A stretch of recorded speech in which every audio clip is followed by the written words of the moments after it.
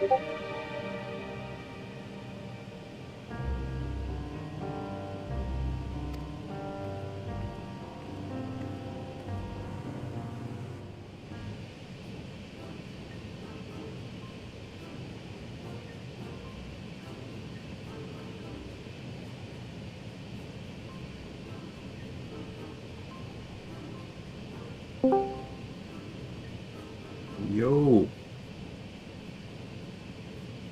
Oh, there we go. Welcome. Unmute my mic. Yo. How's everyone tonight? Doing pretty good. What? Still waking up. Yeah.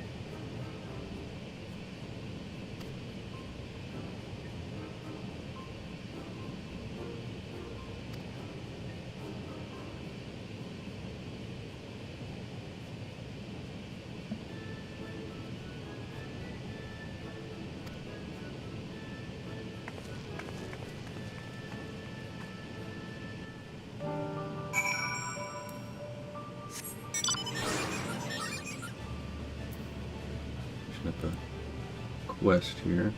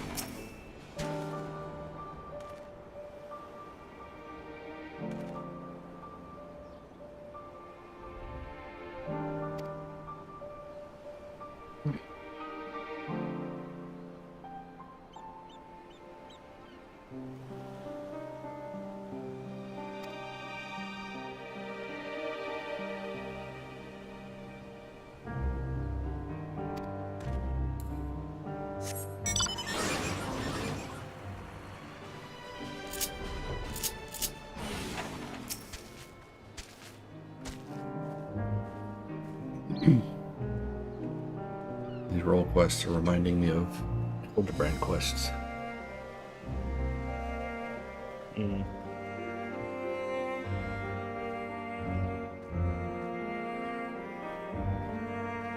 A little on the zany side. Kind of, yeah, definitely more lighthearted than the Shadowbringers and Endwalker role quests.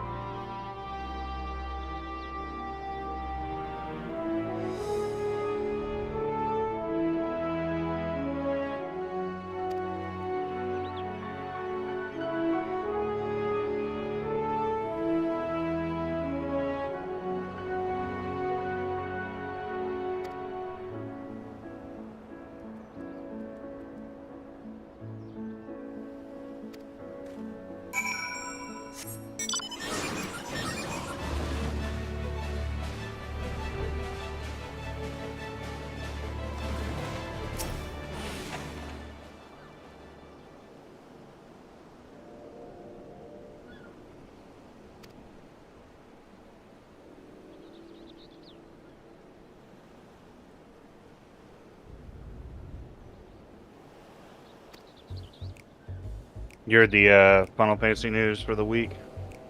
Or the rumors, rather? No, what's that? 16 has a driver profile officially in the NVIDIA, I think, database or something. What? So they think that they're going to shadow drop it here pretty quick. Good, good. And then apparently there's a new Final Fantasy 14 game in development for mobile. I did hear in about a partnership with Tencent. Yeah, with Tencent. But it's gonna be a completely different MMO though.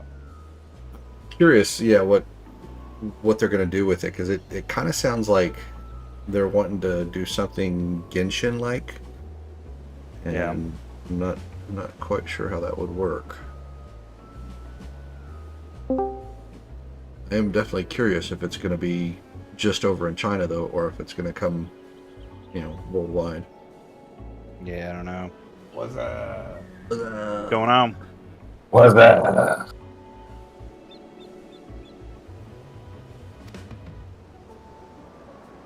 So, what's going on in China? I was talking about the Final Fantasy rumors that dropped this week about 16 PC release is rumored to be imminent, and they're going to do the demo along with it, which is good. And then there were supposedly Square and Tencent are working on a new Final Fantasy 14 MMO specifically for mobile. Okay.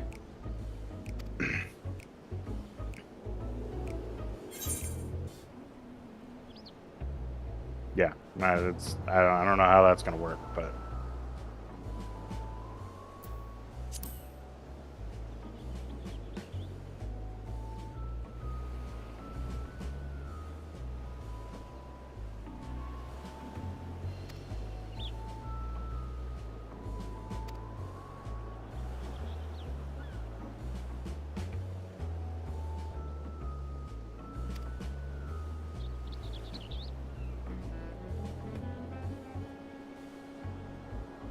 I'm pretty stoked about 16 on PC.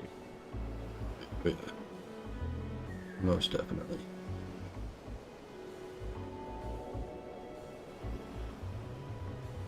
I still need to get through 15 though, so I don't know if I should do that first before getting 16. I don't think the stories have anything to do with each other. Well, no, I know that. Yeah, I know that. They hardly ever do unless they're a direct sequel, but still.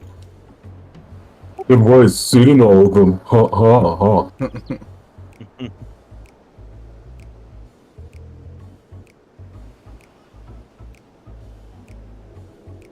I still need to go back and replay Rebirth again, so I can get the platinum on it. Has that hasn't come to PC yet, has it? No, Okay. it probably won't. It'll probably be a while before it comes to PC. I got a feeling it may come sooner than later because they're the way that they were talking a little bit earlier in the year about how they want to focus more on multi-platform everything instead Yeah. of doing exclusives. So it may be coming sooner than later.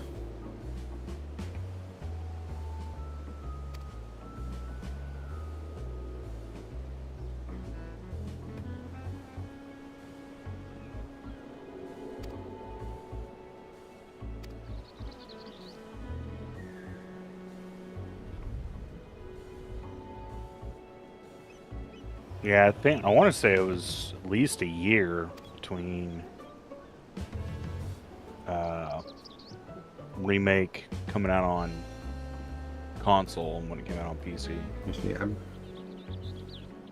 I'm pretty sure it was closer to 2 years, almost 2 years. Yeah, but I'd say we're probably at least a year. So I mean, that'd put it in early spring of 2025. Yeah.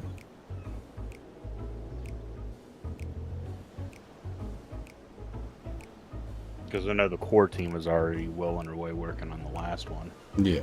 Yeah. That'll be third party or some other team at Square Enix doing the port.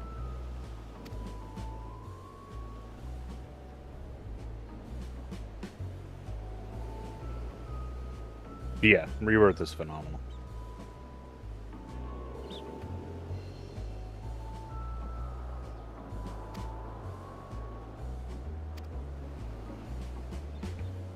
I just spotted a player named Booger McFartybutt. Ooh, nice. Excellent. Big dingle fart. Booger McFartybutt.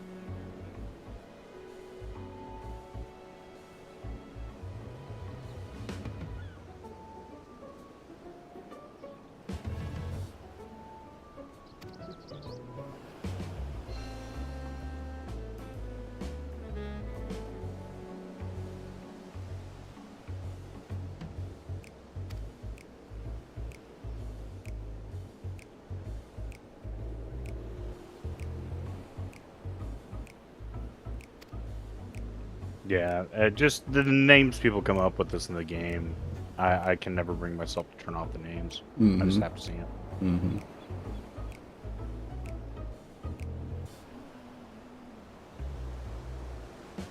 For me, it's an issue of safety, so I can identify whether it's a friendly or otherwise.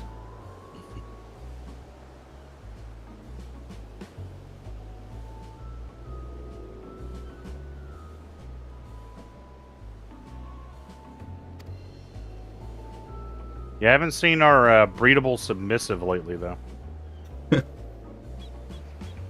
Maybe they're too busy breeding, you know? I guess.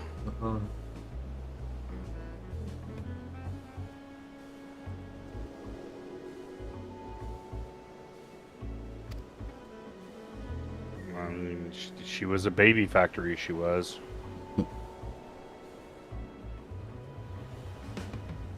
Sometimes I'm tempted to actually, like, semi-catfish desperate nerds by, like, not quite flirting. I just don't know that I can bring myself to do it. I remember looking at somebody's player card one time, their adventure plate, and it said something like, "I'm a dude, please do not hit on me." At least they're being honest. I would immediately.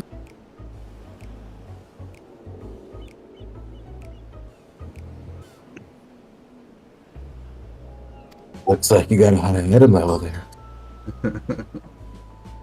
Well, here's it's a sprout. It's a Dopey McSmokey. And they're hanging out with part-time waifu. Nice. What does she do in the other time? The rest of the time, she's just a normal, everyday senpai.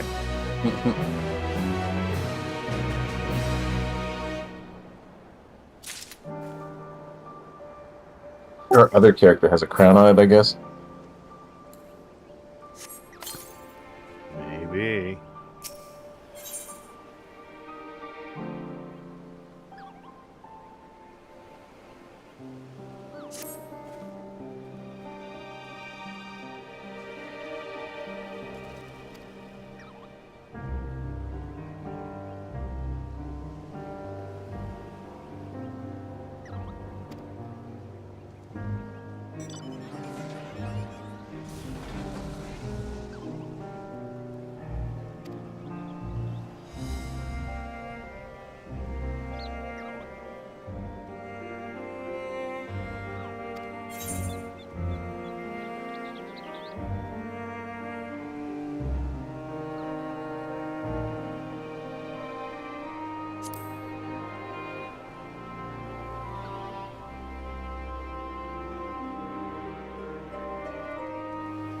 I'm at the Aetheryte Plaza in Limsa, and I gotta say, I never really noticed the artificial crowd noise before.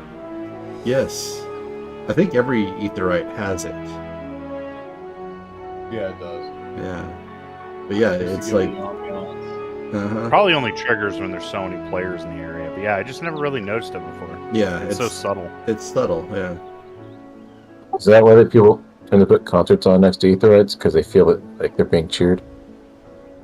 Well, that's because people cheer. Because people do actually cheer on them.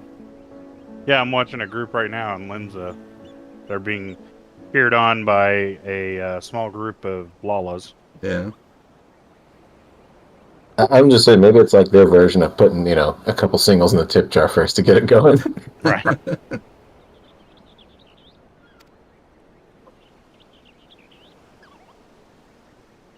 wonder if people ever do just give them money while they're performing. I Actually, bet wouldn't they doubt would. that. Yeah, I bet people do. Because I mean, there's enough like nightclubs and RP stuff where people actually trade Gil for services. And yeah. So I wouldn't doubt. But on a concert, people probably do tip them. Yeah, there was somebody. They were advertising earlier. There's a 18 plus RP party going on in Exodus right now. Mm-hmm. One of these days, I'm totally going to be checking one of those out just out of sheer curiosity.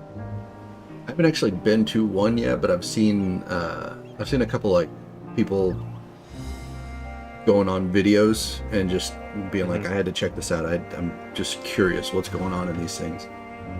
And all the ones that I've seen have been like little more than just seeing, just a bunch of people doing dance emotes and Yeah. Somebody at a bar or whatever, and they're maybe crafting, or maybe they've already crafted a bunch of stuff, so they're selling little drinks and food items and things. I haven't seen any that have been like super explicit, but I don't doubt that they're out there. Yeah, but I mean, there's only so crazy you can get with it in-game. I think a lot of it is probably people doing mods. And Could be, yeah. I think, when they do that, if everybody involved in it has, I think it's called Mayor, it allows them to see what other people look like, different animations and things like that nobody else can see. Through their own mod? Yeah, that nobody else can see. Oh, that's interesting. So I'm guessing that's probably why they just look like they're just kind of standing around, but maybe in the modded client they're doing much more than that. Yeah, I'm curious, but I'm not that curious. Right.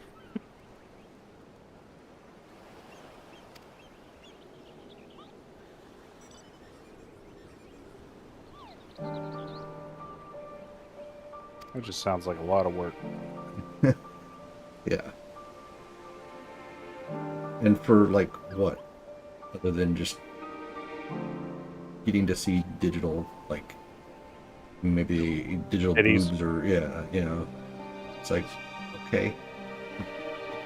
Pornhub. I mean, don't get me wrong, I'm a big fan of titties, but... Oh, I know, but it's like, you can just go to Pornhub. Right. There's so much easier ways to get What's that? What's that?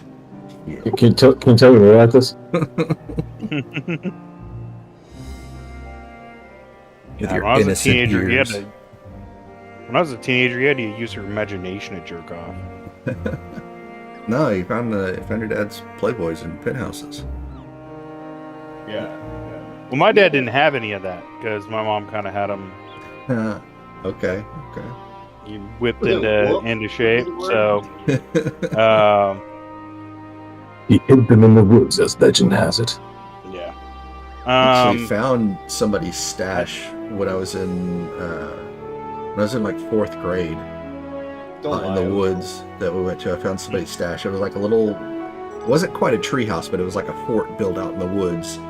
and there were, a few Playboys and stuff like that out there, but it was mostly just, just random camping crap out there. But like, it was the first Playboy that I remember seeing, and I was like in 4th grade. I was like, that was the greatest fucking day of my life. Speaking of which, here's a character name: Big Kahuna's Large Breast. Wow, subtle. Right. They must love the chicken sandwich at Big Kahuna Burger. That is a tasty burger. Yeah, I remember one of our neighbors throwing out. I guess he had thrown out a bunch of Playboys, and I remember walking by down the alley on my street, and I just happened to look over and see this trash bag, and there was just enough of a hole in it I could see a little bit of a Playboy symbol. Mm-hmm. I was like, Sure enough, I just kind of pull the bag open a little bit, and there they are, just sitting on top. And I'm like, I think I will, yes. Mm-hmm.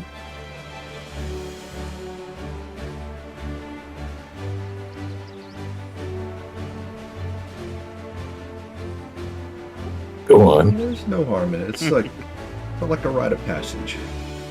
Oh, right, yeah. Then you're inevitably, your parents find it, and you gotta explain yourself. And... It's okay. I found it at the top of the trash. It's okay. My parents yelled at me, but I think deep down my dad was just, glad that I wasn't gay. Probably.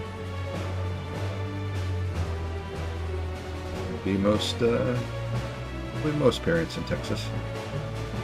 I think we're at least smart enough to cover it up. Right.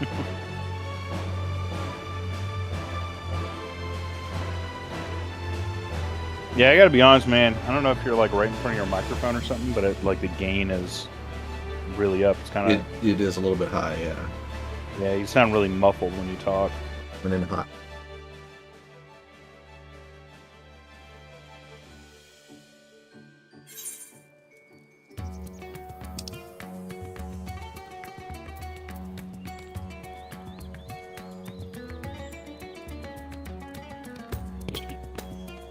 Figures. I'm just running around Limsa. There she is. Submissive breedable. Once again.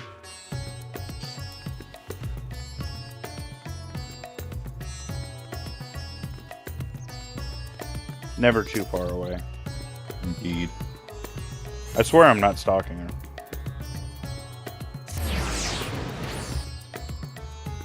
I mean, it is Limsa, so... What was that, Ralph?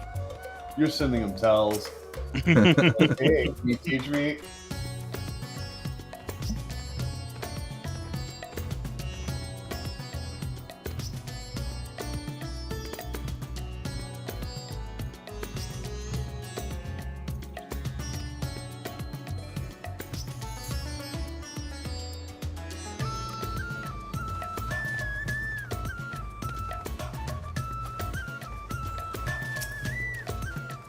Got all my crafting classes up to 50. Nice. Really Yeah. wasn't trying to. It's kind of worked out. I need to get working on those to... I'm gonna start doing the tribe quests and get going on those. Yeah, that's what I leveled them all up on. You know. The Pixel quests. Mm-hmm.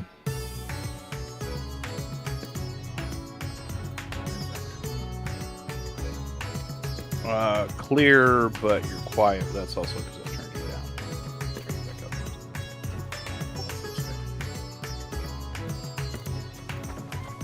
Yeah, much better. Oh, yeah, I'm not hearing you at all.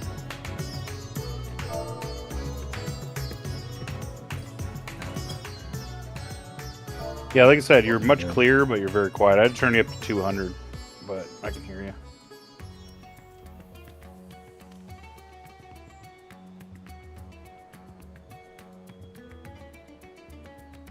Yeah, I gotta turn on that. I tried out that free trial of the 3D audio. Oh, the one that they've been advertising or whatever? Yeah, that spatial audio you can turn on in the settings. Mm-hmm.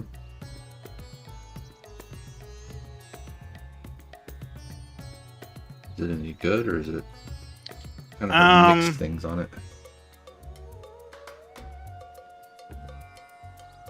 I'm not a fan of the way they do their HRTF. It's one of those where you do it through the camera on your phone. And I don't think those do a great job of capturing ear data.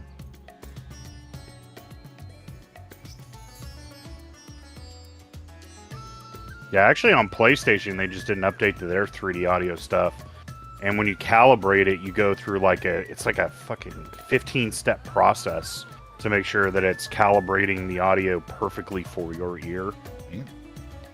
Yeah, it'll just play a series of sounds, and you basically tell it which direction you're hearing it from, but in like a 3D like sphere around your head. So you tell it, it'll play a sound, you tell it the direction that it's hearing from, then it readjusts, and then it just keeps you repeating that until it nails it down, and that works really well. But this is just take a picture of your ears, send it to us, we'll set it, and I just don't think it's very accurate. Yeah. I mean, it's definitely very spatial audio, but it almost sounds like everything's below me.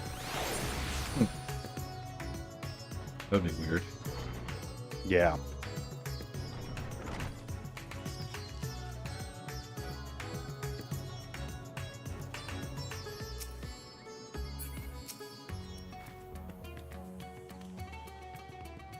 Yeah, I'm a little bit of an audio snob, so.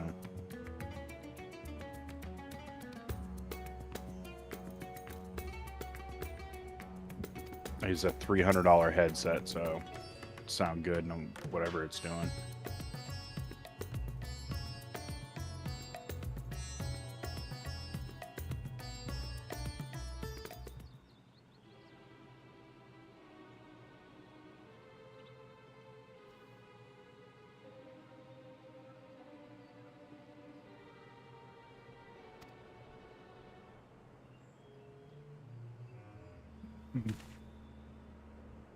Oh yeah, I just randomly remembered. My brother is in Hawaii right now, or at least he was. He's in the airport, already on the plane, I think. He saw Tracy Morgan in the airport. No, really? Wow. He described it as he felt like he heard a car rolling up with like loud music playing slowly, and then eventually he sees Tracy Morgan being carted around in a wheelchair, and he's got a giant boombox on his lap. Nice. That sounds like the most Tracy Morgan thing I've ever heard. Huh? And the thing is, you can see the look on the guy's face who's having to cart him around in the wheelchair, and you can just tell he's like, "Oh, jeez, I'm gonna have to do this." Oh man.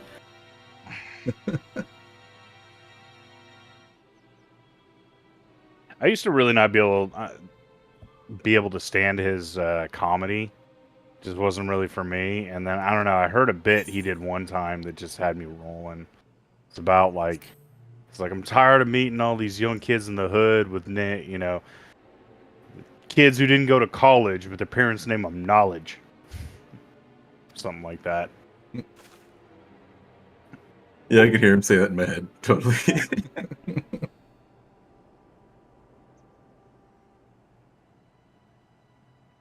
Yeah, he was described by what's her name? Tina Fey, I think, as I think it was her.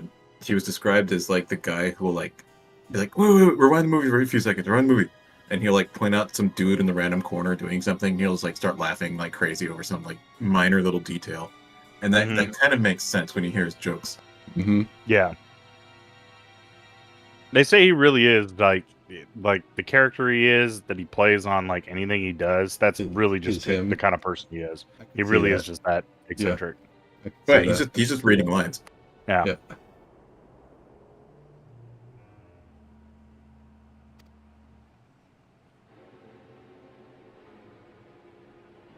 Yeah, I went to a comedy festival last year, and I don't know. There's never any too big of names there, but I got to meet T.J. Miller,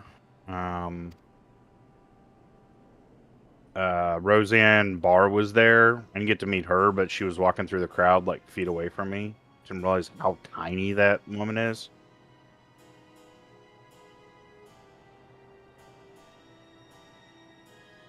mean, after all these years of those jokes, it's actually kind of hilarious. Renee. Yeah, she couldn't have been more than 5 feet tall. I didn't even see her until the security guard that was escorting her accidentally bumped into me trying to get through the crowd.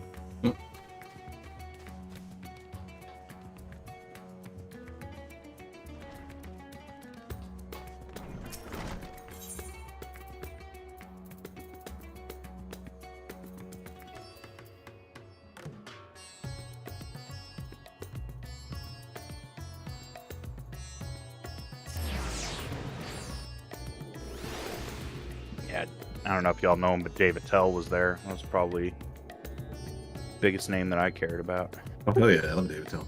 Oh, yeah. As far as I'm concerned, the funniest man alive today. What's he been in? I know the name, but I can't place the face. He doesn't do any acting. He's just strictly a stand-up. Stand up? Okay. Yeah. But he used to have a show on Comedy Central called Insomniac. They would basically just chronicle. Yeah, he would just travel around doing his stand-up, and then he would go do like weird shit in the city while he was in that town, and they'd just film him doing it. Yeah. Yeah. Okay. My favorite thing from that was watching him piss on one of the real world houses.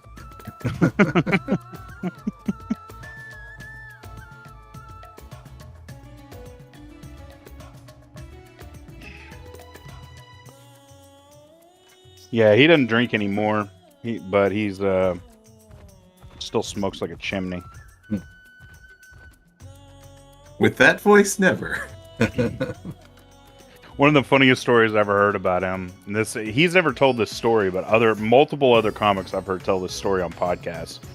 There was in one of the New York clubs there one night. There was everybody was going up on stage and everybody was bombing because, you know, when you're on stage, you can really only see like the first couple rows of people, and because of the lights, so it's like you're reacting more to the people who are in the very front. And right in the front, dead center, is this table of Hispanic chicks, and none of the jokes anybody's telling me is landing. They're not leaving, but they don't look like they're having a good time, and they're just like stone-faced cold the whole time. And it's just throwing off every comic that goes up there because, you know, they tell a joke, they're looking for reaction, they get nothing out of these women. So like one by one, these comics keep going on stage, bombing. They come back and they're just like, man, these women in the front, they're fucking me up. They're fucking me up. And finally, David Tell is just like, all right, let me see what I can do.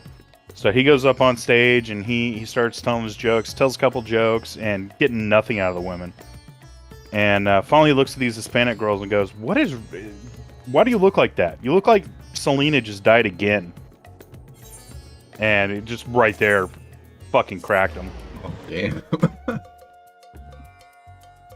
It was something like that. I don't remember exactly how it was worded. It was something with, it's like, you look like Selena. You just found out Selena died again or something like that. And they just immediately just like, oh, God damn it. Just lost it.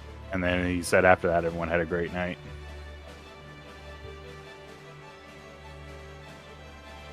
I wonder what was going on with them. Mm-hmm.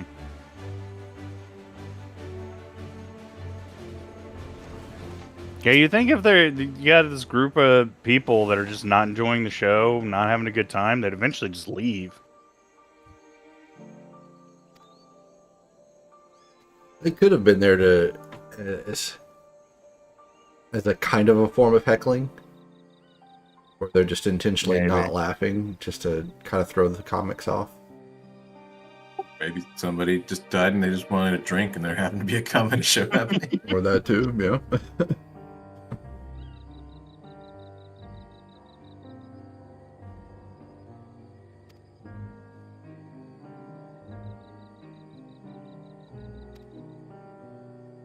But yeah, since then I've stolen that joke and I've used it every time I see an upset Mexican.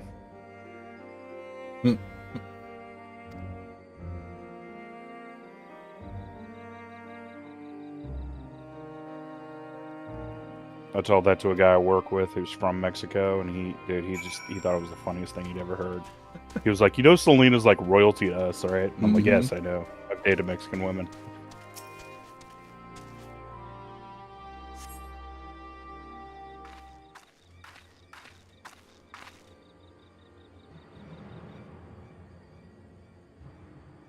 They do seem to like that Selena Gomez girl.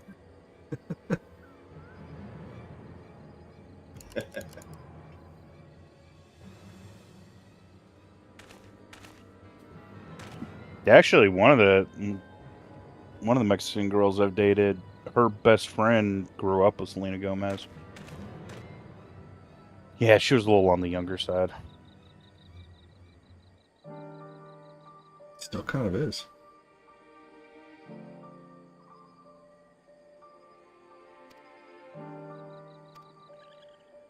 Yeah, it was like an 8-year age gap between us. That was probably the biggest I have. Yeah, it was. I remember calling her on the phone one time, and she was just like, "Why are you calling me?" I'm like, "To talk? Do people not do that anymore?" She was like, "No, people just text." I'm like, "Oh, okay."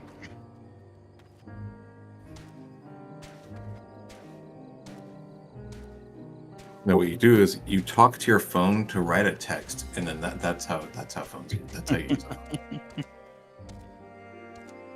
I never use that shit. Well, it's either that or put it on speakerphone, and then like put it in front of your chin, like it's like parallel to your jaw.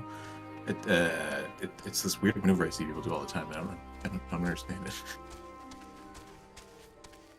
Usually, people at the grocery store, where everyone can hear everything in the conversation. Yeah, we're driving. Yeah.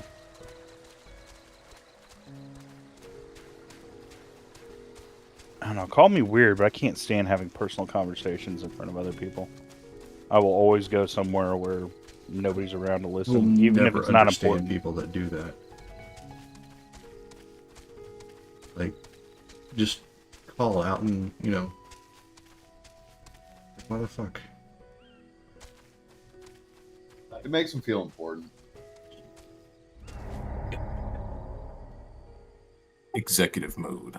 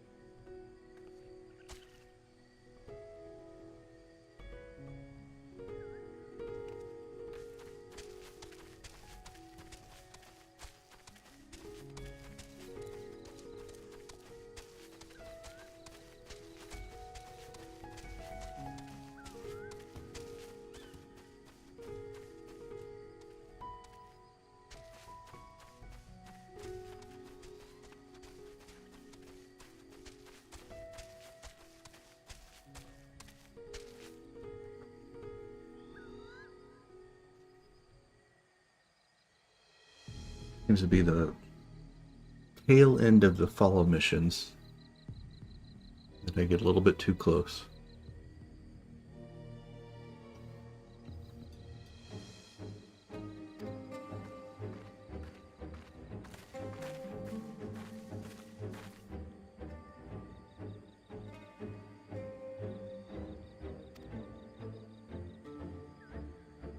They say that none of y'all have done the follow missions except for Ralph.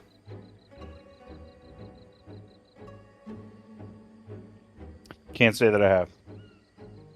Yeah, they don't. They didn't introduce him until Endwalker, so it'd be a little while. It's been a little while, yeah.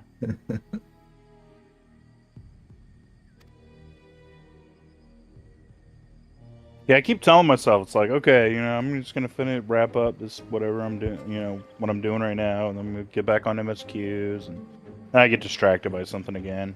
It's a game of squirrels. Yeah. Well, I mean, you can't say this game doesn't have content. That's right. There's definitely no shortage of it.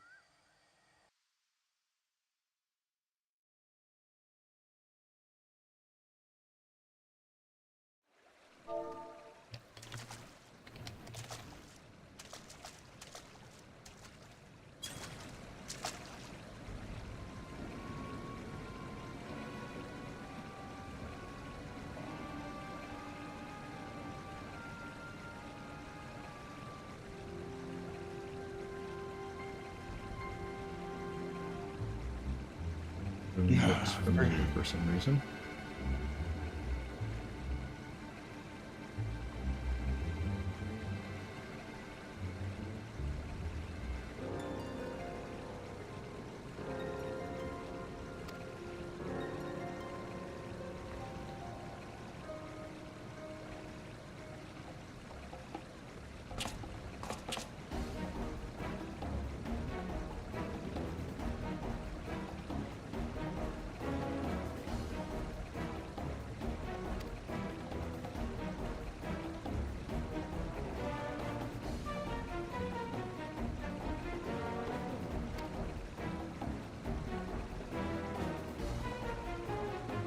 Okay, always needing friggin' shark oil.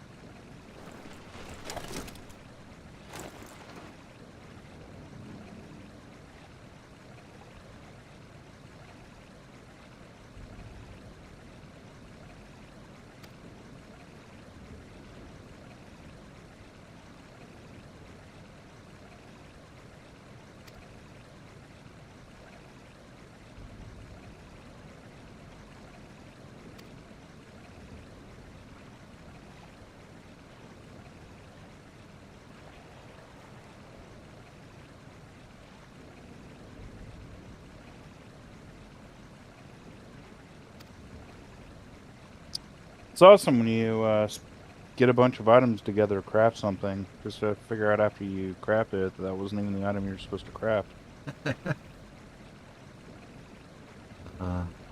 Yes.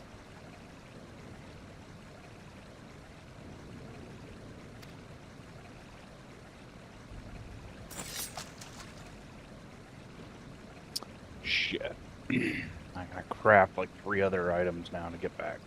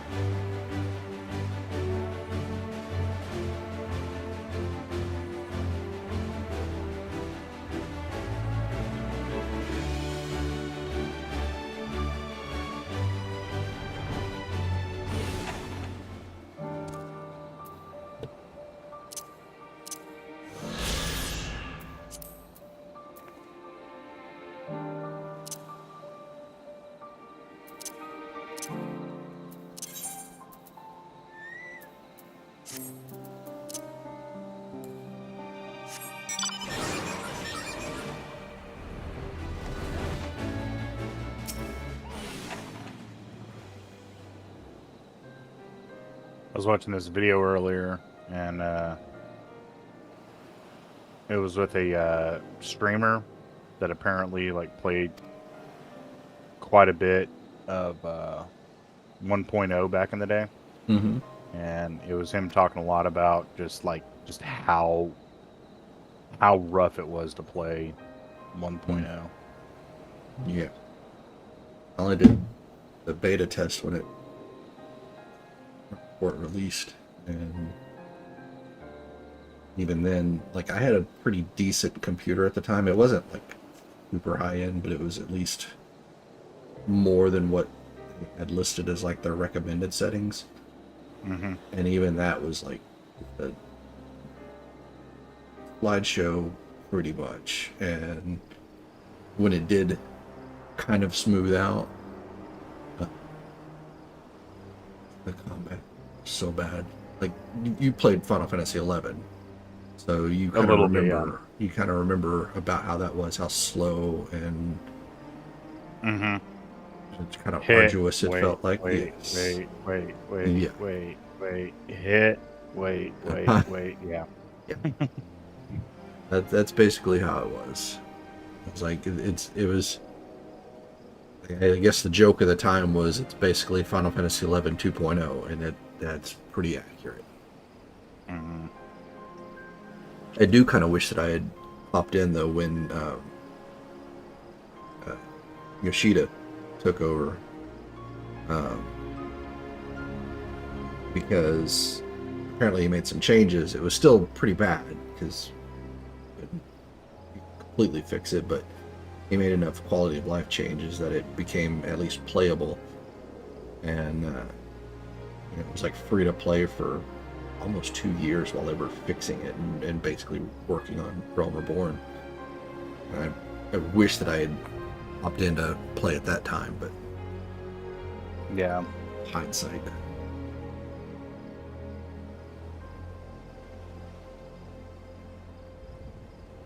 I would have liked to have been there for that whole thing to close out the servers. It'd be nice to get the whatever the tattoo that the players get that were playing during 1.0. There's a fireworks display going off in Limsa right now. That's the the fire, The Moonfire? Moonfire Fair. Mm-hmm. Yeah.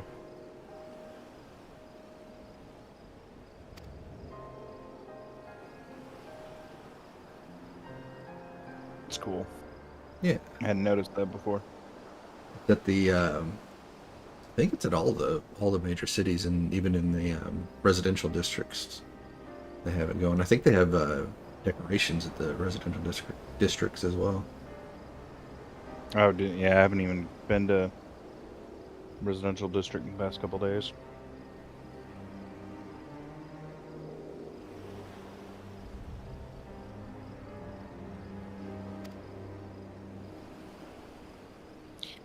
One of these days, I might actually do something with that room that I bought. Mm-hmm. Yeah, pretty much just kind of place everything haphazardly. I need to check out that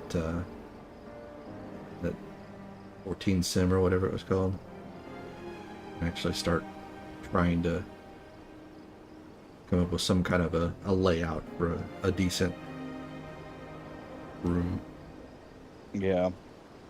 I'm gonna try out that make room thing. Was that what it was? Yeah, make room. I think it was make room or make home or something like that. Yeah. I don't remember exactly.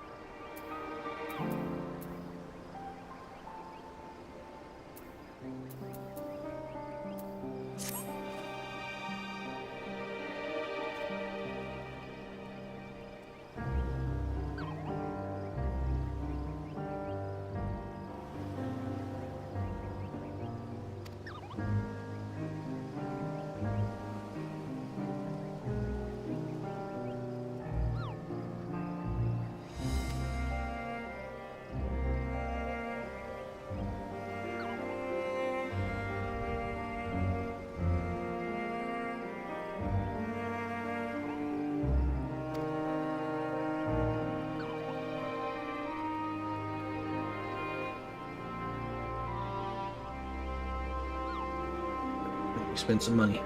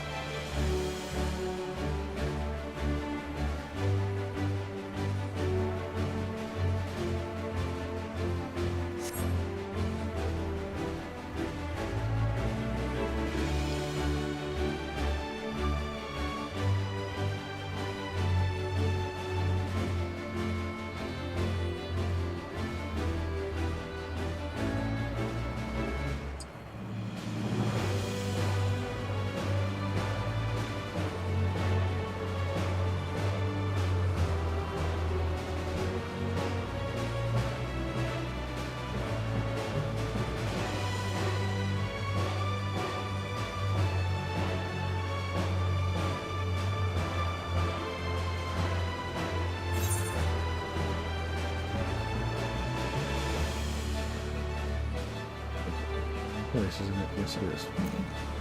I mean, finish this quest anyways.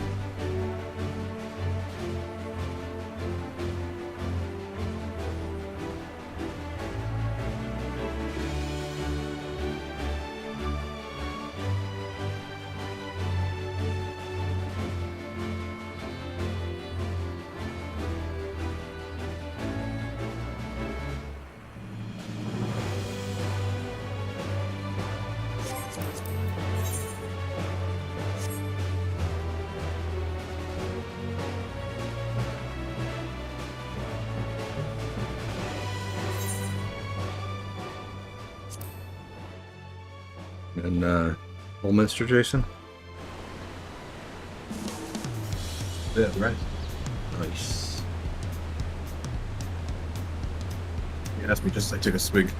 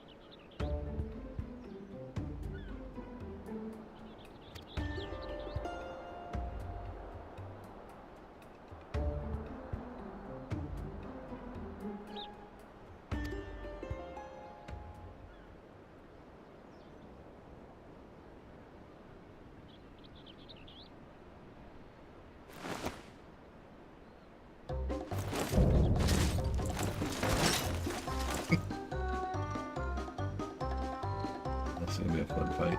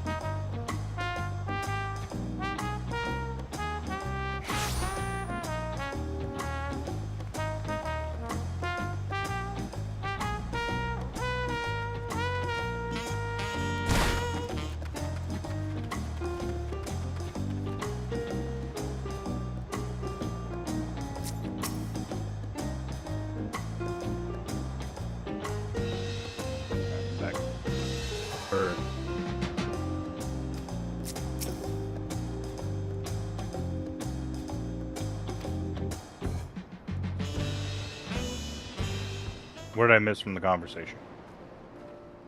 Absolutely not. Aw, y'all can do better than that. Just finished up the magical DPS role quest for Dawntrail. Finishing up. I'm on the last last bit of the last quest.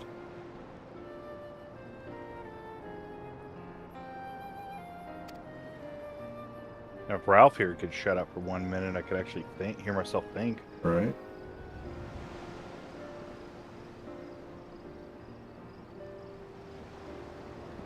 I do kind of wonder if he fell asleep though. Yeah, I think. I'm not sure if I should talk or if I should just keep it going.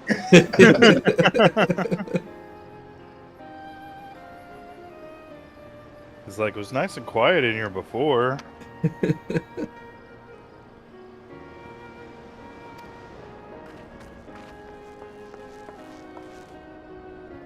I don't know, I just figured you fell asleep, Ralph. Yeah, I Oh, figured man. you'd be from the drive earlier. Oh, yeah, Well, how'd I that am. go? We're sitting here playing Terraria. Ah.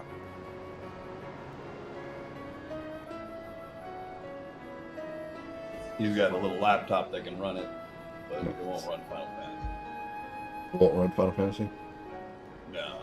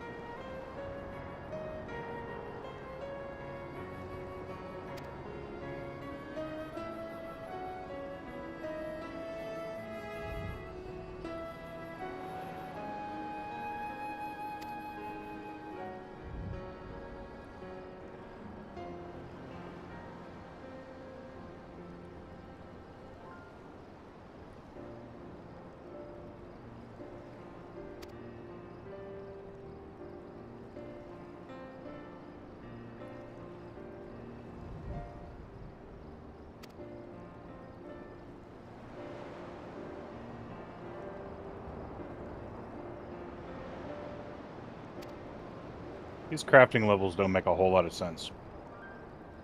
What is that? I mean, I only have to be level 23 to make shepherd's pie. I have to be level 51 to make sour cream. That seems a little backwards to me. That is a little odd, yeah.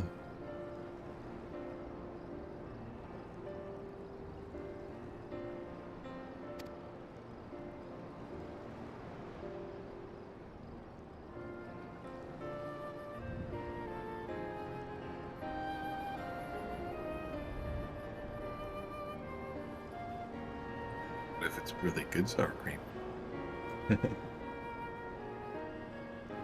I mean, I've never had a bad sour cream. Well, no, I take it back. I've definitely had bad sour cream. Mm-hmm. I once had a very watery sour cream and I was upset. I'm still upset, actually. Wasn't you supposed to, like, mix it up? Oh, it was mixed. It was so bad. Gross. Yeah. Yeah, I think it sat a little too long there.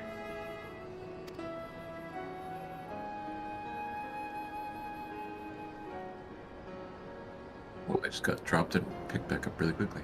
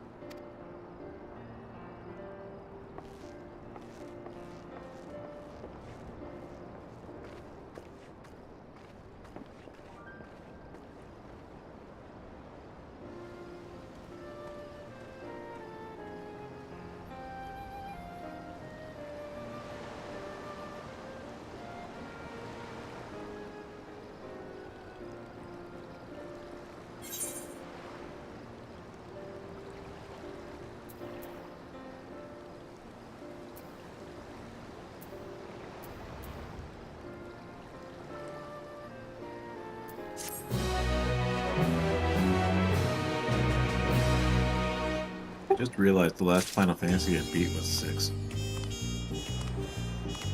I'd say you're a little behind. I mean, there's been a couple that have come out since then. Yeah. I have a chronic habit of getting all the way to like the very last part of the game and then just dropping out. I used to do that when I would rush through it. Because you get to a certain point where you realize you have to grind for a while to level up to finish the game. So now I just make it a point whenever I'm playing really any RPG like that where I try to grind in chunks throughout the game. So I'll just be like, okay, I'm going to get myself to like, level 25 before I move on to the next part. And I'll grind for a little bit. And then by the time, I get to the end, I have little to no grinding to do, so I don't lose interest.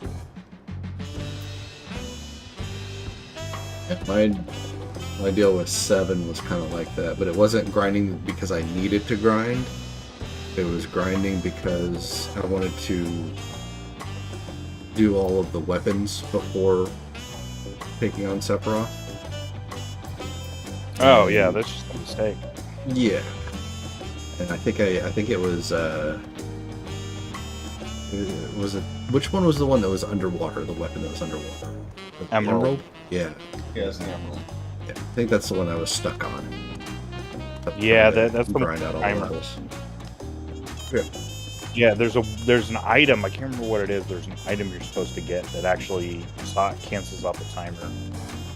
So you don't have that 20-minute timer to beat it. Really? Yeah. Well, shit.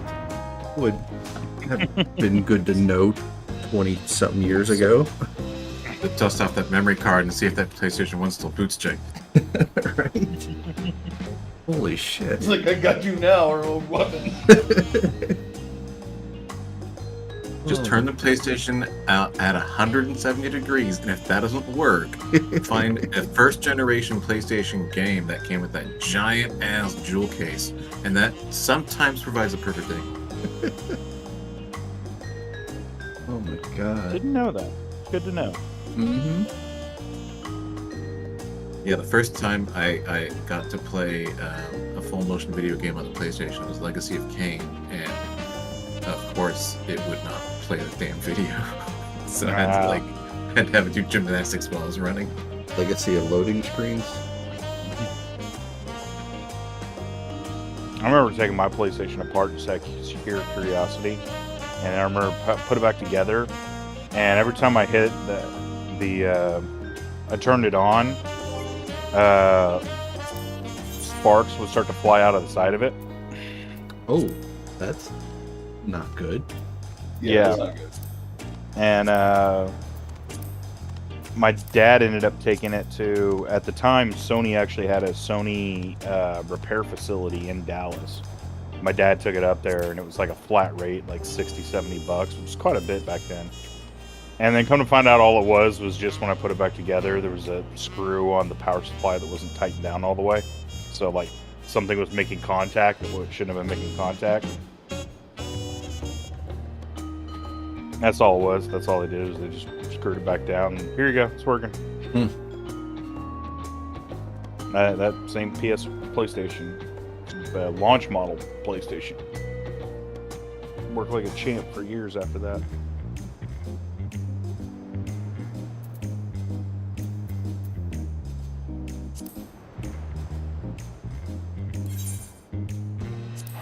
But yeah, I used to have that same problem with getting to the end of a Final Fantasy game and not finishing it. Mm-hmm. And I never did finish 8 for that reason. I still, this day, have never played all the way through 8. And then 9, I got to the end, and I let it sit for like 2 months, and finally came back to it and finished the game. But the problem was, at that point, I remembered nothing of what happened before. Mm-hmm.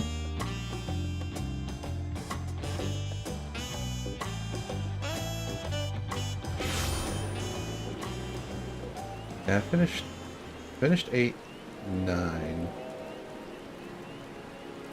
10.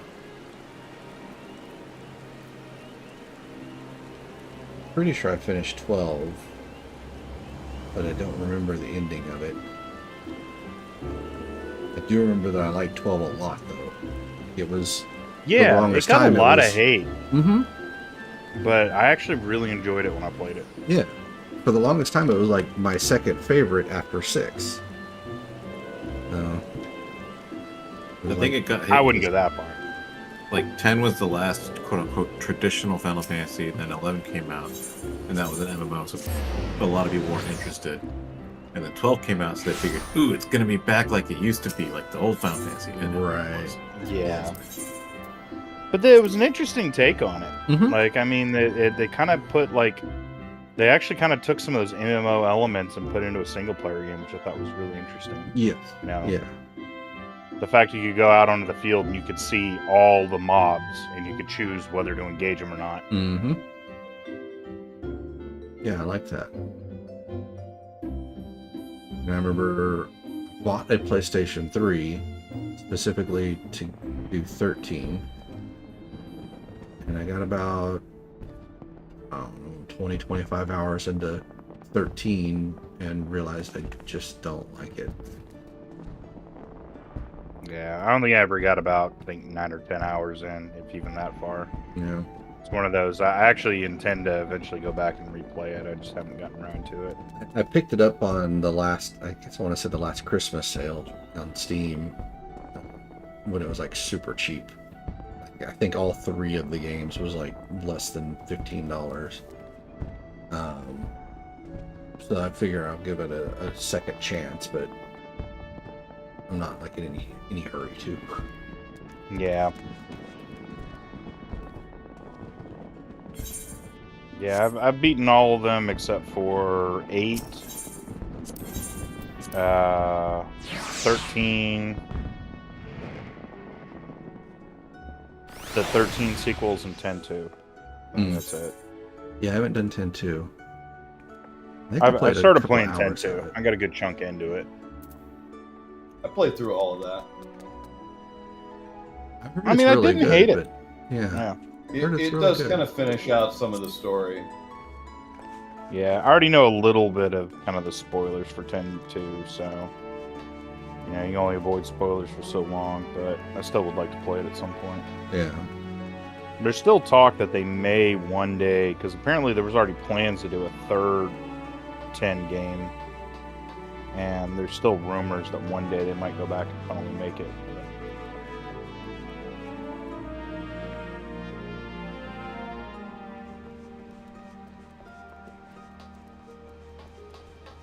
I kind of hope not, but it's kind of like, I mean, I like 7, I really do, but I think that they've really gone a little overboard with sequels and spin-offs and all that stuff. No, I agree. You know, yeah. Dirge of Cerberus, I played all the way through Dirge of Cerberus. It was not great. It was not great at all. Yeah. Story and gameplay. Yeah. Crisis Core was pretty good. I mean, the gameplay was okay, but it was one of those games, like, it felt like the first 2/3 to 3/4 of that game Mm-hmm. was kind of pointless to the overall Final Fantasy VII story. Mm-hmm. But the last, like, chunk of that game, you know, like Was, last yes. like third or so, Yes. is phenomenal. Yeah. Absolutely. Yeah.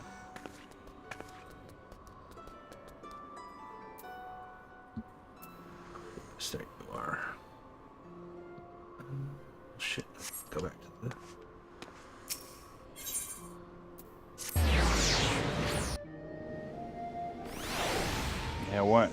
I'm still hoping in some way, shape, or fashion they eventually do some sort of port or something with the Before Crisis stuff. So I would like to play it just for the story. The phone game that only ever came out in Japan back in like the Yeah, It- back on it like the focused on N-Gauge or just whatever it was. the what? Was it like the N-Gauge, like old school before? Oh, it wasn't even the N-Gauge. It might it might have come out on the N-Gauge. I can't remember. But yeah, it was like those old Java games. Yeah, the old Java stuff. Yeah. Yeah. And there's a guy who actually recreated the entire game in RPG Maker and released it on PC. Oh, shit, nice. So I mean, you can play it that way, but it's you know, not quite the same. Right. They did have some full motion video cutscenes and whatnot in the original that aren't in the recreated version.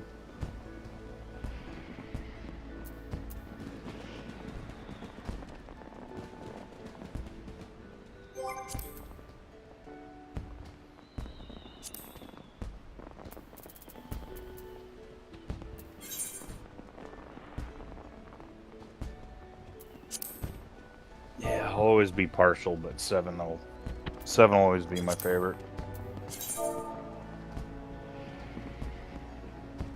That one was pretty good. I don't know if the chat filter thing is.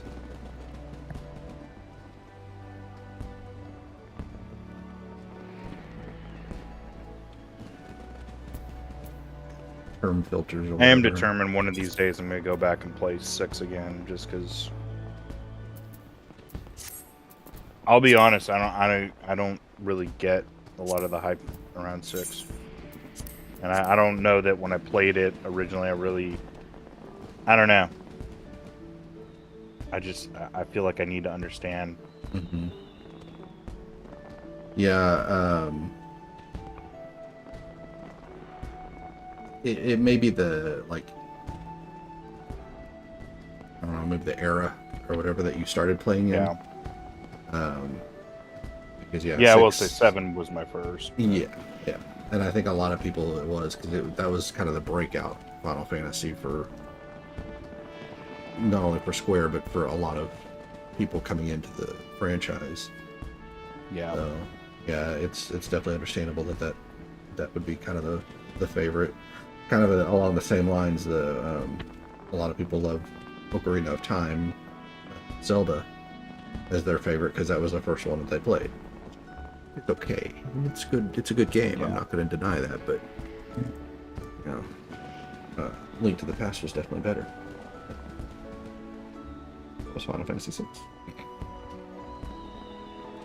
Yeah, and 6 was the final like the pixel version, the kind of game era that kind of streamlined all the unique little bits that Final Fantasy 1 through 5 kind of added in, like the active time battle thing was in Final Fantasy 5, but the meters would move kind of clunky.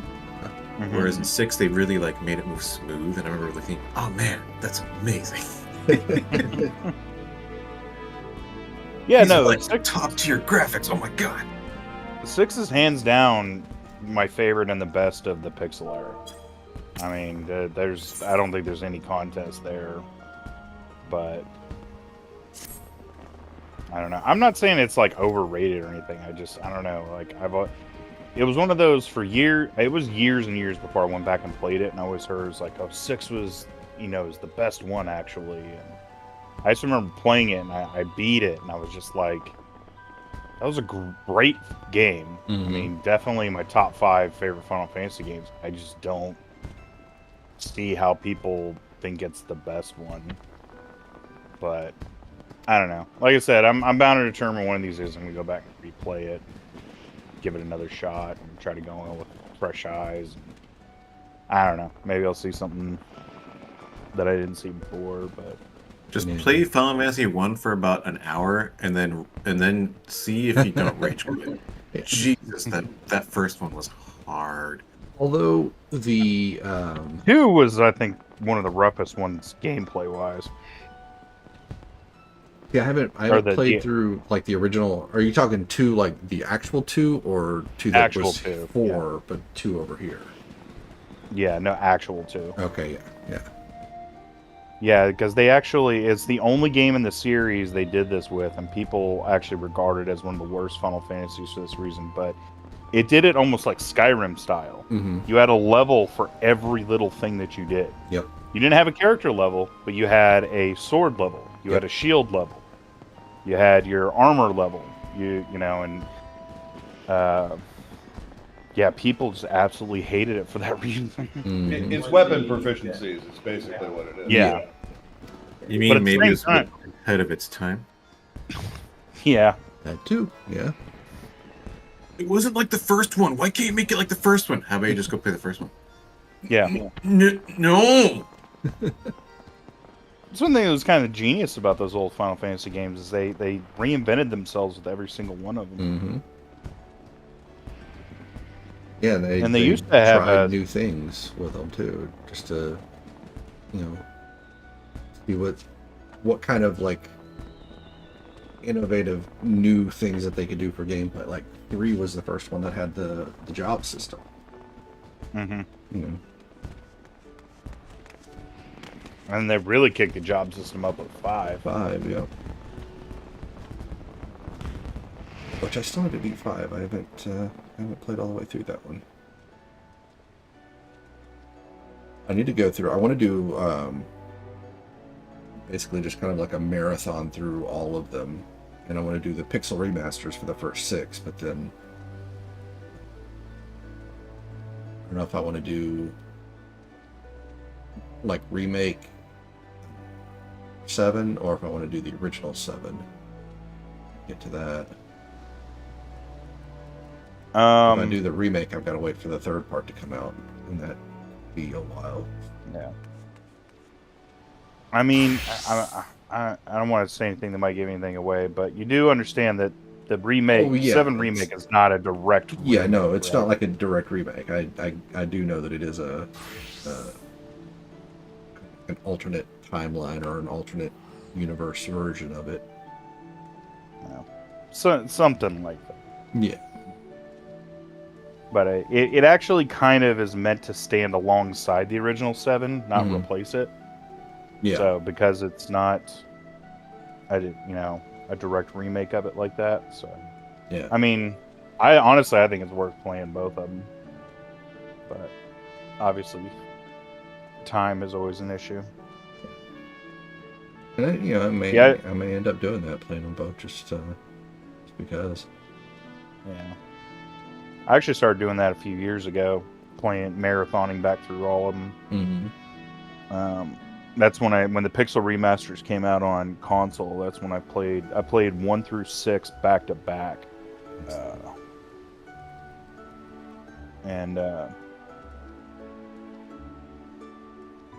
Yeah, and then yeah, I wasn't gonna really play through 7 again, the original, just because I've beaten that game so many times already. But then I was gonna go through and finally finish 8 for the first time, replay 9 because I don't hardly remember anything of it. Play 10 again, probably finish 10 too. 8, No. It's crazy. That's for sure. Yeah, I got pretty far in. I got to where they get to the orphanage. I remember that. Mm-hmm. And I think that's around when I fell off. So I mean, I was on, I think, disc 3. Yeah, I think that's about kind of early into disc 3, but yeah, I think you're there. But by that point, you already kind of know it's like this story's getting pretty crazy. Mm-hmm. Oh yeah. And it's got my all-time favorite intro to a Final Fantasy game. The Liberali Patali song. I remember the first time I booted that up and I was just like, holy shit. Did you ever play the demo disc that I came did. out? The one that came with Brave Fencer Musashi? Yes, yeah. They Yeah. had that. I didn't have that Bobby Brave Brown mission. Fencer. Yeah. I do have to say I wasn't a fan of the whole drawing. Like magic is basically like an item, Mhm. you know, and you draw it out of your enemies. I didn't like that. I did. I enjoyed it enough. It was one of those things where once you, I don't know, once you kind of wrap your head around the levels and stuff don't actually matter.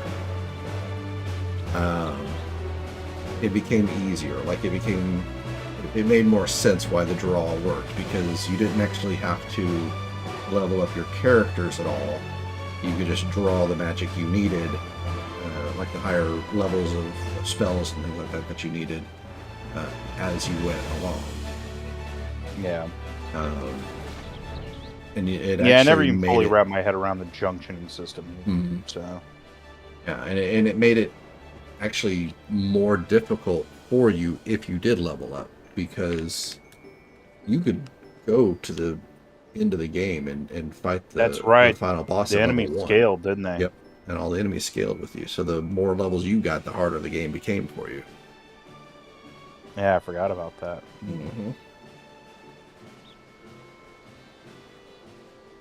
I'll be right back.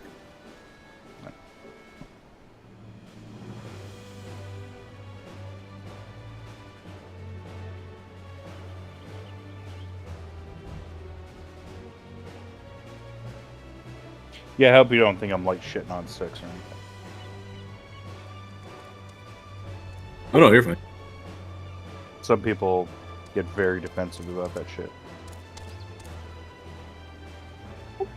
Yeah, those people are usually called children, and that, you know, it's fine.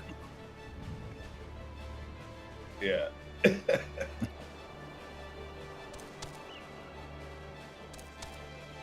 Hey man, I've seen plenty of full-grown adults that act like that.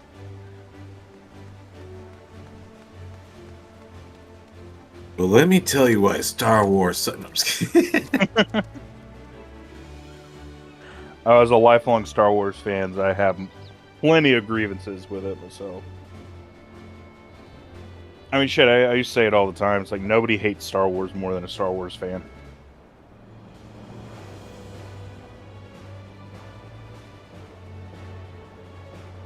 Yeah, I mean that tends to be generally true for anything, though. You know.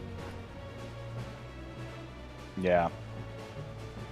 Why can't you just be the exact same forever? Like you always were. And then they do that, and it's like, it's got stale. Yeah, it's funny because everyone wants like remakes of old games, but it's like you can also just play the old game. Yeah. Welcome back.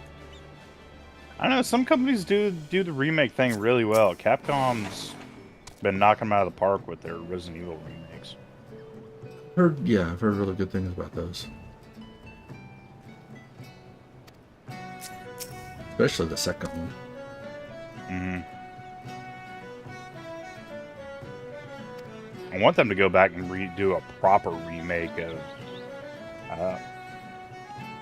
Resident Evil 1. They did one several years ago, but it was a remake, but it was more in the vein of a remaster, just because it was like they kept the gameplay identical, which is a little problematic, just because it's like it's one of those things that was kind of a relic of its time. Yes, but by today's standards, it doesn't really, the whole pre-rendered background. Yeah, you can't move and shoot at the same time. The angles are weird, and enemies can get lost in the background.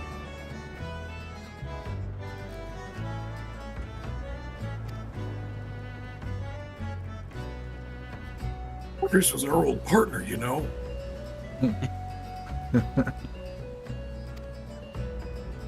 God, what was the elevator line or the room that Jill sandwich. Jill sandwich? I've spent way too much of my time, at least somewhere around 15 years ago, watching way too many stupid Barry Bird videos.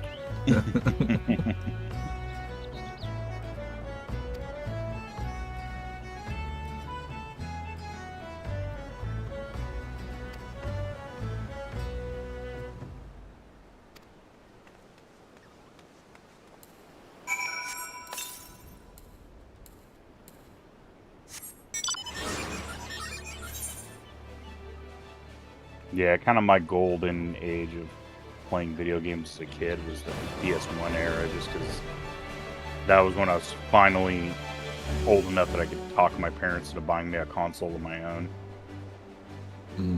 Just Yeah. before that, we had a Super Nintendo, but it was always, oh, well, that's your brother's Super Nintendo, so you can't play it unless he gives you permission to. And it was, yeah, he never did.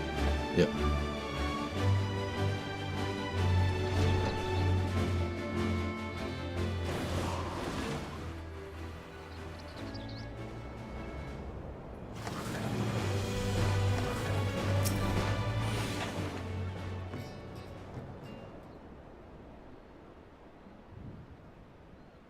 Yeah, it's also why Metal Gear Solid is to this day like my favorite game series.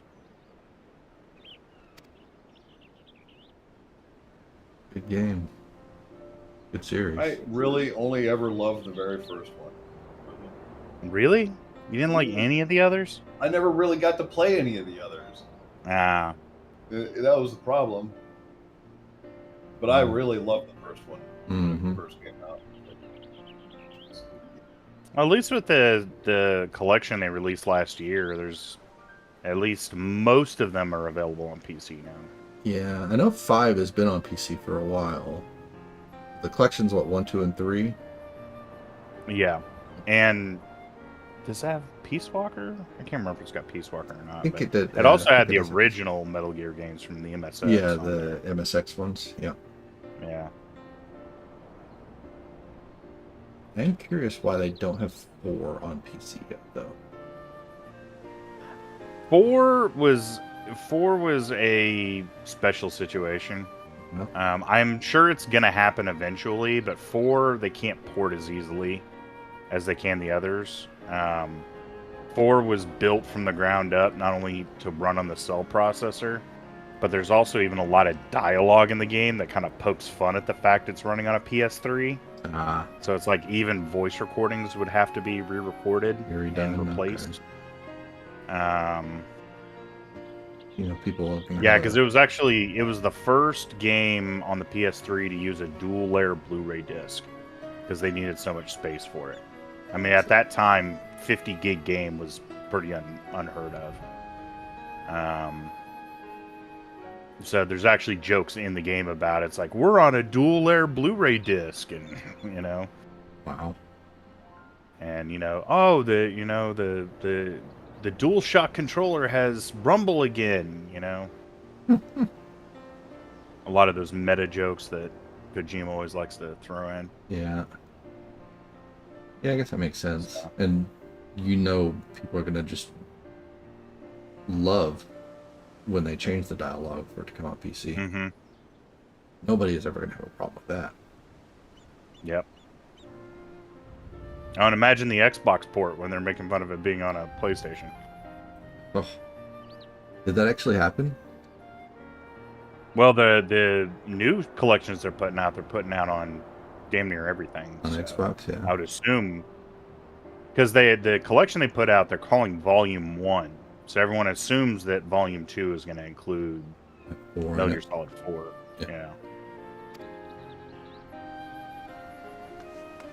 Couldn't remember if it actually came out on the 60 though. No, It's it was assumed that it only ever pretty came much out. Everything did. Yeah. No, even Kojima had actually said before that technologically the 360 could run it. The problem was the fact that the game was so big. Yeah. Yeah, that because the 360 ran on DVDs. Regular DVD, right? Yeah, so it was like, okay, we can ship it on one PS4 disc, or we can ship it on 5. DVDs. Yeah, it'd be like 5 or 6 discs on a 360. That's the same reason why for years the 360 version of Final Fantasy 13 was considered to be inferior, because they compressed the ever-living fuck out of the movies, the FMV movies, to get it to fit on a DVD. Yeah.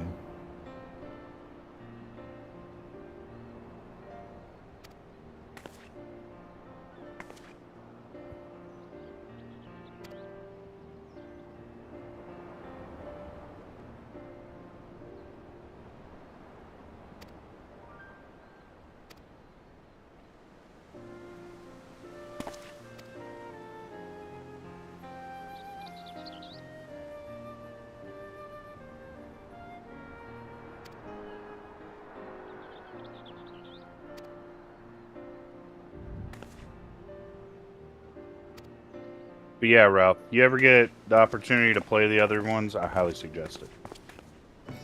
Right on. But understand that Kojima is very cutscene happy. Yeah. That's Is what? Oh, cutscene happy? cutscene. Yeah, like Metal Gear Solid 4, some of the ending cutscenes are almost 2 hours, like, per cutscene. Oh my god. I remember the like the first cutscene in Metal Gear Solid 4 is like 90 minutes. Like you start playing the game and you go into cutscene. The beginning's not that bad. The beginning, it's like, but it's like cut up in pieces. So it's like, you know, it's like a 5-10 minute cutscene, and then you play gameplay for like maybe 5 minutes, and then another 20-minute cutscene, and then gameplay for like another 5 minutes. That's what it was. It was not necessarily 90 minutes in one stretch, but like 90 minutes broken up over like a couple of minutes of gameplay in between. Yeah, but once it's kind of done introducing you to the kind of world that exists in this Metal Gear game, because they do a lot of world building in those first few cutscenes. Like once they get past that and the game kind of opens up and it into being an actual game, then you know it dies down a lot. But yeah, Kojima games are just always going to be cutscene heavy because he always yeah. Well, that was his thing. Is he always really wanted to be a movie director. I was going to say, I think I remember hearing that that's what his kind of his original dream job was being a movie director.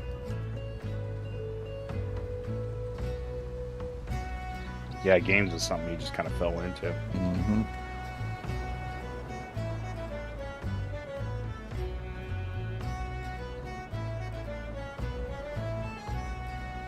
Yeah, he's got that project he's working on now with Jordan Peele.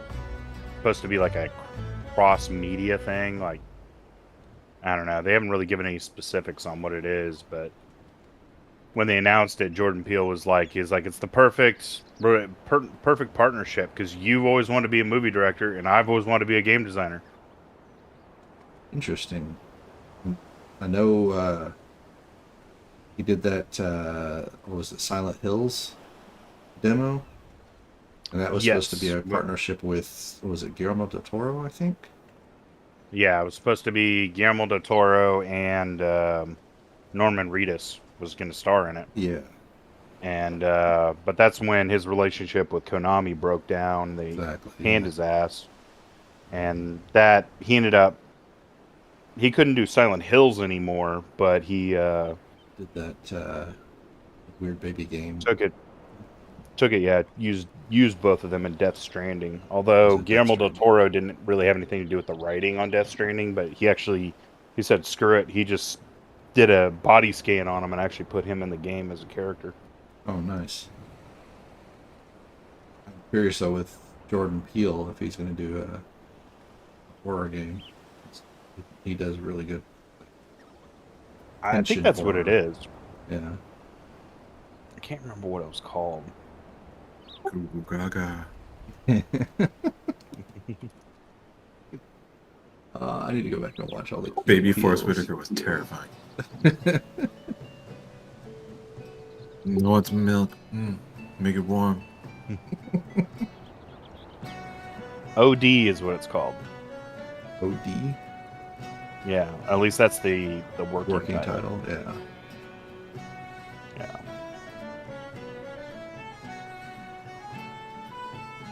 and there's technically a teaser trailer for it, but all it is, it's the 3D models of a girl screaming, just to kind of show.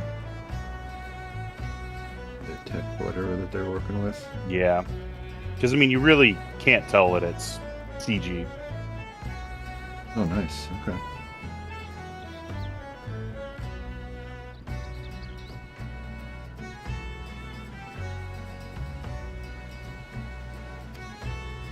Yeah, and then he also announced he's working. He's working on Death Stranding 2. He's working on this OD, and he's working on. He announced, I can't remember the name of that project either, but it's a new stealth action game. That's going to be a lot more along the same vein as Metal Gear Solid. Like Metal Gear. Interesting. Okay. But kind of who was the guy that did the Castlevania games? And when he got let off from Konami, he went and made basically a Castlevania game, but it's Bloodstained.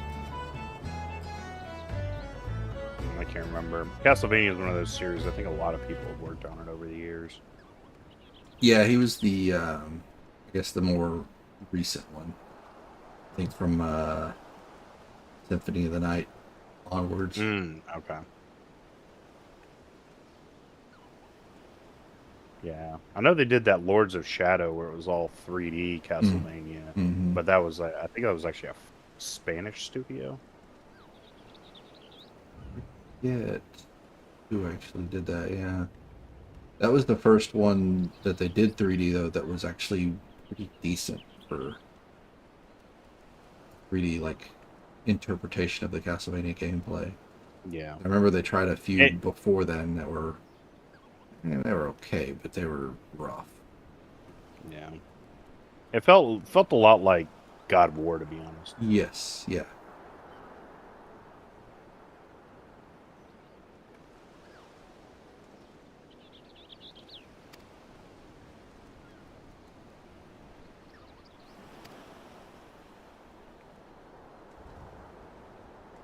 Which, by the way, if y'all have never played the newer God of War games that have come to PC, highly recommend it. Yeah, the older Kratos.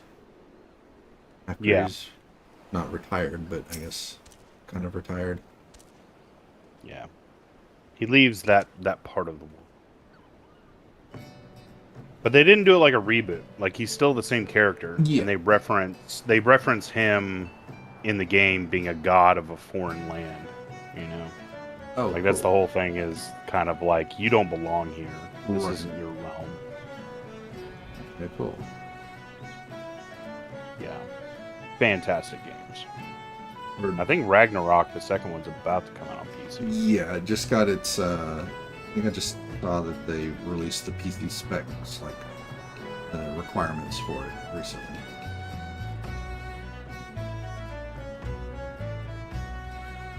I wonder how crazy those are. The sounds of it's not too much worse than what was it, the 2016 version. It's only like a modest increase in specs from that. That's good. The thing that people are worried about right now, because it's requiring that you have the PlayStation Network sign in, and which is fine for Windows, but it's right now because it's not compatible with Linux, so Steam Deck and things like that aren't able to sign into that. And like Ghost of Tsushima came out with it, but it was only for the multiplayer aspect of it.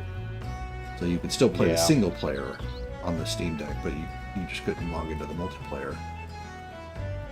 People are wondering if Ragnarok's going to come out, if it's actually going to be required to sign in to play, or if they're going to probably because I don't think there is a multiplayer on that at all. Yeah, no, it's all single player from what I've heard.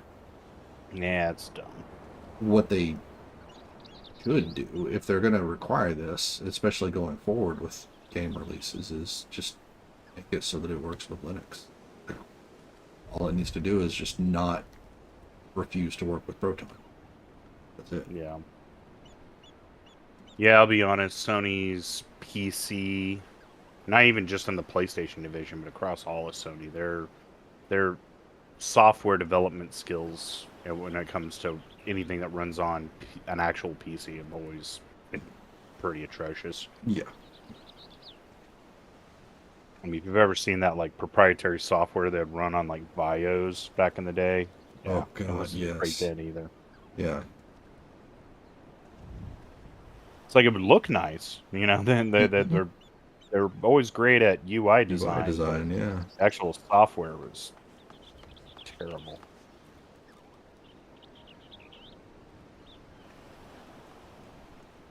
And even their PlayStation Remote Play app for PC, like they only update it like maybe once a year. I'm surprised I still update it at all.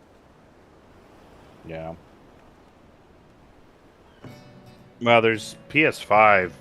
There's a big emphasis on remote play, especially with that Portal device now. So they keep updating stuff with the remote play protocol, so they have to update the software to still support it. Right. I'm actually kind of surprised to hear that thing's still being supported. Actually, I don't know that it sold very well. Actually, from what I heard. No, it sold incredibly well. Really? Oh yeah. Kind of like No, they were sold out everywhere for like the first 9 months it was on the market. You couldn't get them. I Yeah, pretty even much Sony only said it. heard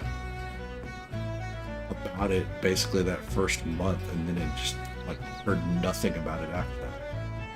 Yeah. There was no articles or stories or anything like that on anything new or updates for it, or if there was any kind of new functionality, which I guess if it's just a streaming thing, there's not going to be any new functionalities. No. They have released software updates for it to fix, not necessarily fix, but to add features that should have been in there from the beginning. Yeah. Like one of the problems it had is, of course, it's a streaming device. It's got Wi-Fi, but since it didn't have any kind of built-in browser, if you were on a public Wi-Fi that required you to log in Yes. on like a web page, there was no way for you to use that Wi-Fi. Yep. So they had to they did a update for it a little while back to allow you to be able to do that finally. But then they also realized that if it's a dual broadcast Wi-Fi network that broadcasts in 5 gigahertz and 2.5, it would ignore the 5 gigahertz band and just always connect to the 2.5. Oh God. And I think they just finally fixed that, like within the past like few weeks. Yeah. And for Yeah, when it was coming out, for them to fix it too. Jesus. Yeah. But when it was coming out, everyone was just like, man, this thing's dead on arrival. Nobody's going to buy this. Who's this even for? And then it came out, and, like, they could not keep them in stock to save their lives. Yeah, Like, it really surprised the shit out of everybody. Yeah, it definitely surprised me because, I mean, they've had the app on phones, computers. There's even a open source version for for Linux, so people have set up their Steam Decks to already be streaming for PlayStation stuff. It really surprises me that there was actually a market just for a streaming thing. Like I figured most people would want another handheld device from Sony that could play its own games, but also stream PS5. Not just a pure streaming device. And that's a rumor that is going around now, that apparently the success of this and the success of like things like the Steam Deck has kind of reinvigorated a newfound interest in portables again for Sony. That supposedly they're working on a new handheld that's actually going to be, it's not going to be a portable console like the Vita or the PSP. Instead, it's basically going to be a portable PS5. It'll play all the same games. You download them from PSN the same way, It's just going to play them, and obviously lower resolutions and whatnot, but just like the Steam Deck does. But the idea is, it's like, okay, instead of having a completely separate library of games, we could take all those same games and just put them on a portable device. Be curious if they could pull that off, because I know the Steam Deck and even like the ROG Ally and stuff like that have the newer chips that are out, they're still not quite that powerful. They're PS4 kind of encroaching up on like PS4 Pro levels when you obviously scale it down to the 800p resolution and not 1080p or higher, but to do PS5 in a handheld would be an interesting feat to pull that off. Yeah. Well, supposedly that it's going to come out pretty close to the end of the PS5's life cycle. Oh, so by then, I'm sure they'll technology may have caught up. Yeah, you can get the same amount of power, out of a much smaller, less power-hungry chip. Mm-hmm. Yeah, and actually have something of enough battery life to call it portable without having to be plugged in all the time. Yeah.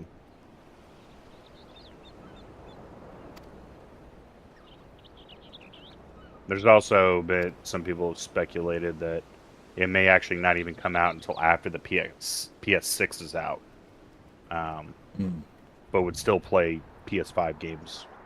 And then that way they could design the PS6 around the device and make sure the PS6 games could potentially be reverse compatible as well, but obviously, at lower resolution, lower graphics fidelity.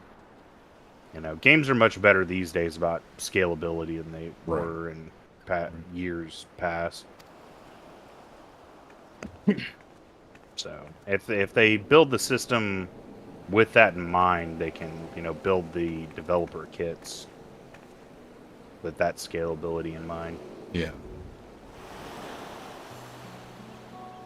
Yeah. I just don't ever want to see a day where old hardware like that is holding back the new hardware. Right.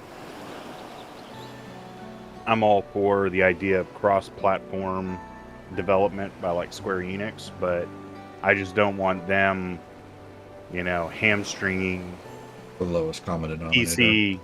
PC games because they need to make sure that the same game will run on a Switch,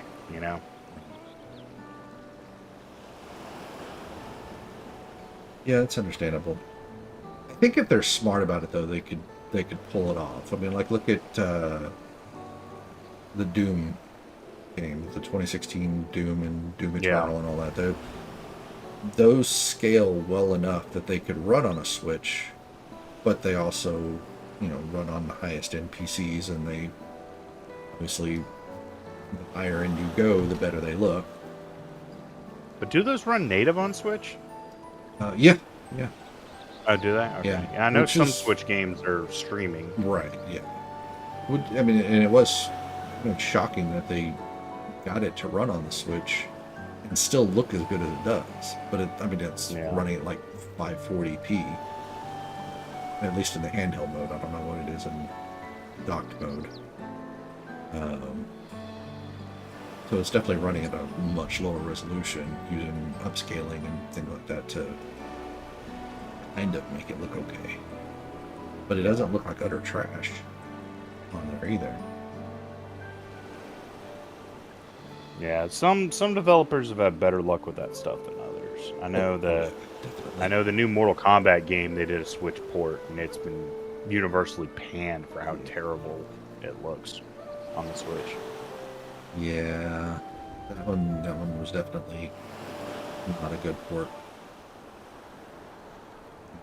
Witcher 3 is a decent port. The texture quality is really low. The cutscenes can look... So it looks like an N64. Well, not that bad. Not that bad. But, some of the cutscenes can look a little off, especially like with trees and things that have pixely, jagged leaves and stuff on them, so they don't. Whoa, whoa! What the fuck was that? I'm awake. Jason. Navi was mad. Yeah. Also, I turned that down to like 10%, so hopefully it wasn't loud.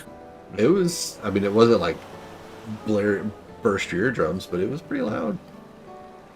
Is that like a Okay, soundboard? we're turning it down like 5.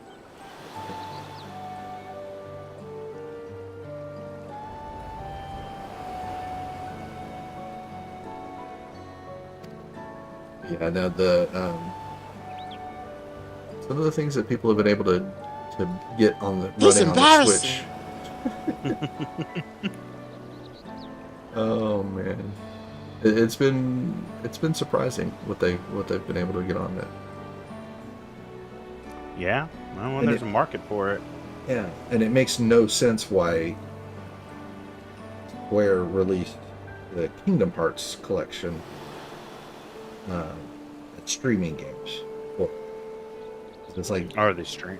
yeah, they're streaming only, and it's like they were PS2 games, and maybe PS3 for like the remastered versions or whatever.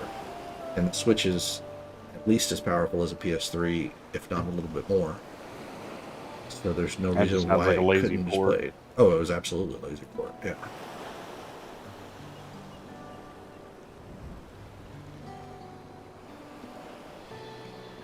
There's definitely no reason why it needed to be streaming. Yeah, that is one thing that's terrible about that new Metal Gear Solid collection that came out. Is those are some pretty lazy, terrible ports. I know the PS1 version actually runs on an emulator. It's just running the PS1 game on an emulator. That's amazing. Yeah. And then the the Metal Gear Solid 2 and 3, like there's such direct ports of the 360 at PS3 remastered re-release that they did, that even the title screen still has the I think it's 2011 or whatever year that remaster came out. It still has that on the title screen as the copyright year. They didn't even bother updating it to 2023. Good job, Konami. Oh. Yeah, somewhere around the early mid 2000s, Konami just really went shitty. Mm-hmm. Yeah. They started going with the gambling machines. Yeah. And they started just Well, a lot of focusing people on don't it. know. They've always done that. Yeah, Oh, no, I know the they've Kingdom always machines done that. were always their core business. Yeah, I know that they've always done that, but that kind of became the only thing that they wanted to do at that point.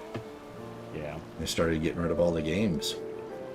Well, yeah, game I mean, divisions. like, I haven't been to a whole lot of casinos, but when I went in there and I saw freaking Fist of the North Star a slot machine, you bet your ass I wanted to put $100 in there. I didn't, but I wanted to.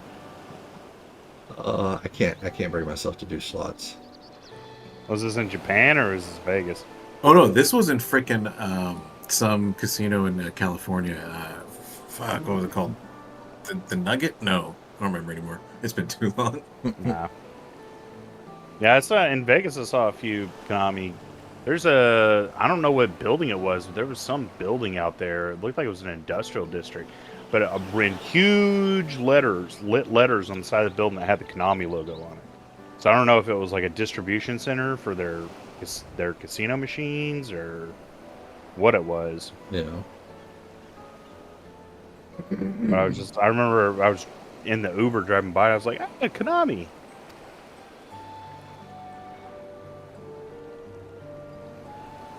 But yeah, they just, game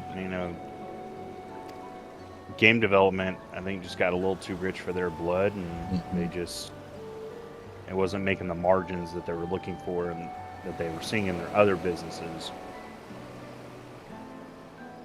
I mean, it doesn't help that your premier director, Kojima, is kind of known for his swelling game budgets because he just kind of, gets pretty out there with everything he tries to make. Yeah. I mean, that was big part of the controversy with Metal Gear Solid 5 is there was an entire extra act of that game that was planned out that Konami made them cut to keep the budget down. You can still find they put out a video with the collector's edition of it. It was a Blu-ray that actually had all the storyboards for that cut chapter. Yeah, they had storyboards and animatics and shit already done for it. But the thing is, it was like pretty much most of the game takes place in like kind of the Middle East, Afghanistan. Mm-hmm. So it's all kind of like arid, kind of deserty regions. And then this was going to go to the jungle.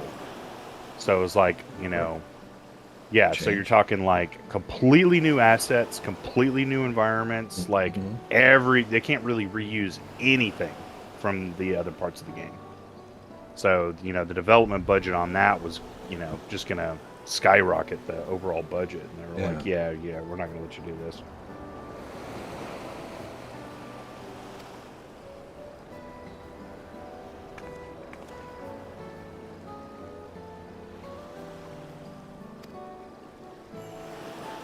Yeah, I've heard tons of stories over the years. People who work with Kojima talk about it. It's like, yeah, you have to kind of rein him in when you work with him, because he will come up with such crazy out of the box ideas, and like even people who've been working with him for decades have to be like, listen, I know this sounds really cool on paper, but I don't think this is going to work the way you think it's going to.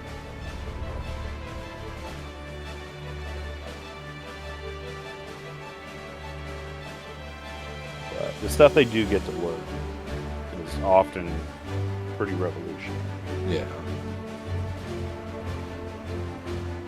Which I think is why he's able to get away with some of that stuff, because he's got a proven track record.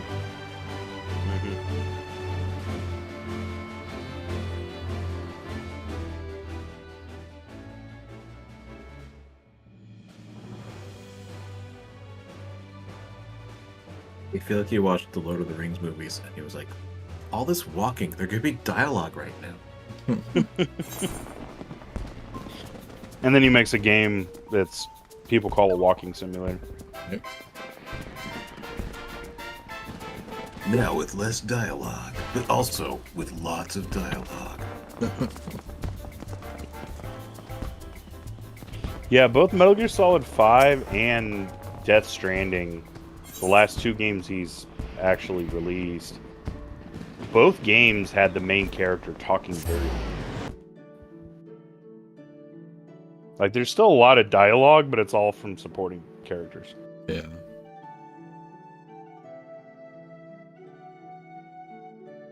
I mean, it was a big deal that he had fired David Hayter as the voice of Snake for Metal Gear Solid 5 and brought in Kiefer Sutherland. Yeah, what the fuck? And then he's got all of like 5 lines in the entire game.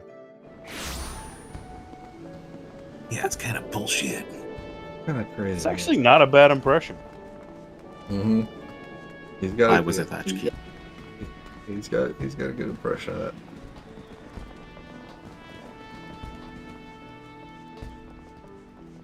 I wonder if that's budget reasons. Are you wearing my suit again? Though. I can't imagine Kiefer Sutherland was a cheap hire. Yeah. You say that budget keeps exploding, huh? Mm-hmm. Yeah. You know, it used to be 10 lines.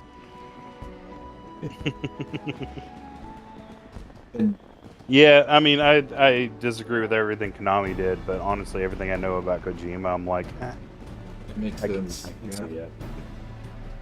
I can see why they'd get frustrated with him after a while and be like, all right, enough is enough.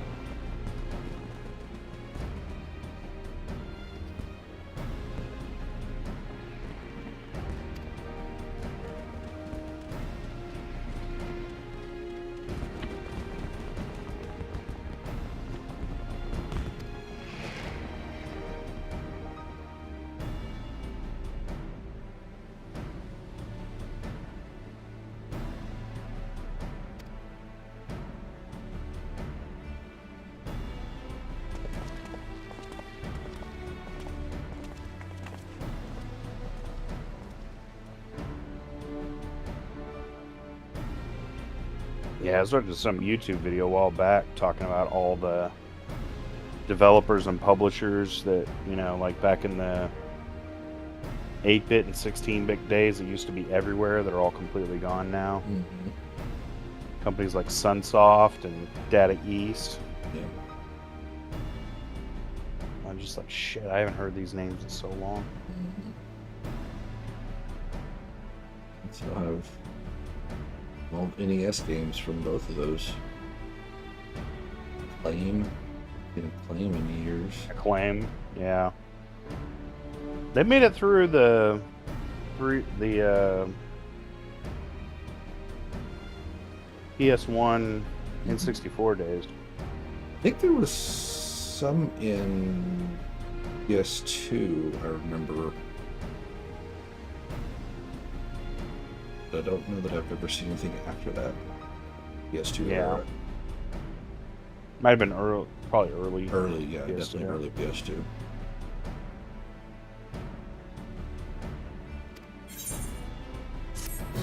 I wonder if they got bought out directly by Warner Brothers, or if that's something that happened later.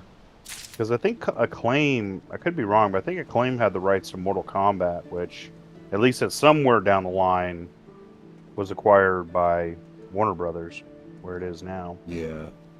It wouldn't surprise me, yeah. So many of these mega publishers buy up all the little developers and either shutter the studios and just absorb all the developers into their own name, or sometimes keep the studios with their name just for that legacy, but they're, the publisher and everything but name. Yeah. And then in most cases, they don't know the first thing about how to actually manage those companies. Hmm.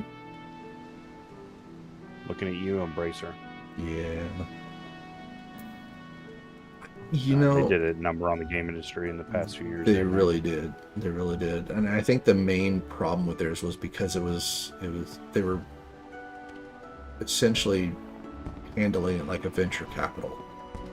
Mm-hmm. Instead of actually intending to be a video game publisher. They were looking at it as like a quick buck to make some money, so they borrowed a shit ton of money.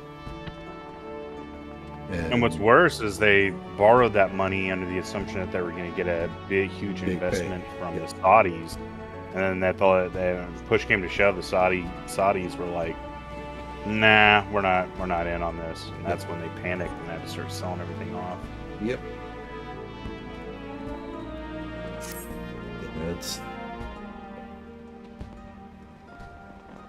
I'm hoping most of those studios and IPs will find homes, because that's a lot. That's a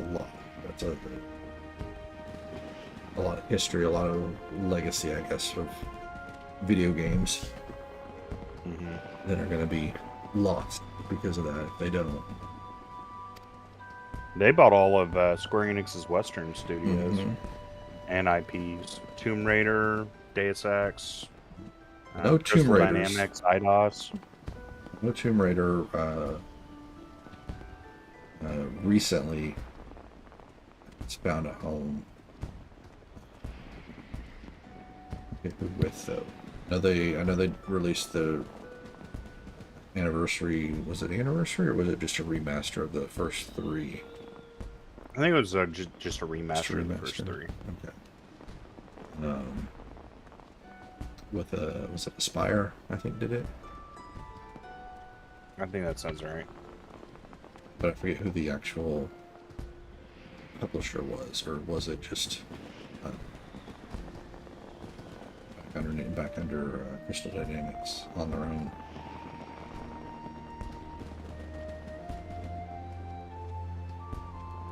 Yeah, Spire's had its own issues as well.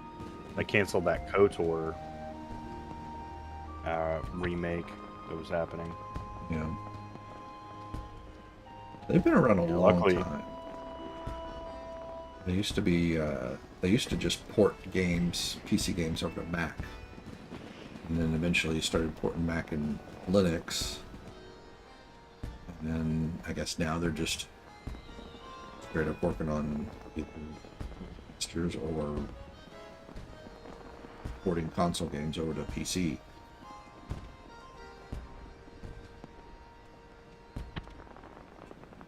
Some financial issues recently. Yeah, it's actually an interesting time for a lot of those industries. Mm-hmm. Not only the gaming space, but even the PC space. Yeah.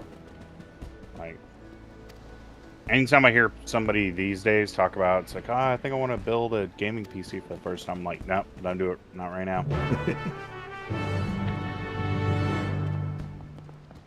Every motherboard manufacturer sucks. Every CPU manufacturer has issues. Graphics cards are way overpriced. They're getting better, or at least on the AMD side. Graphics cards are much more reasonably priced. They're obviously not as powerful as the highest end NVIDIA cards, but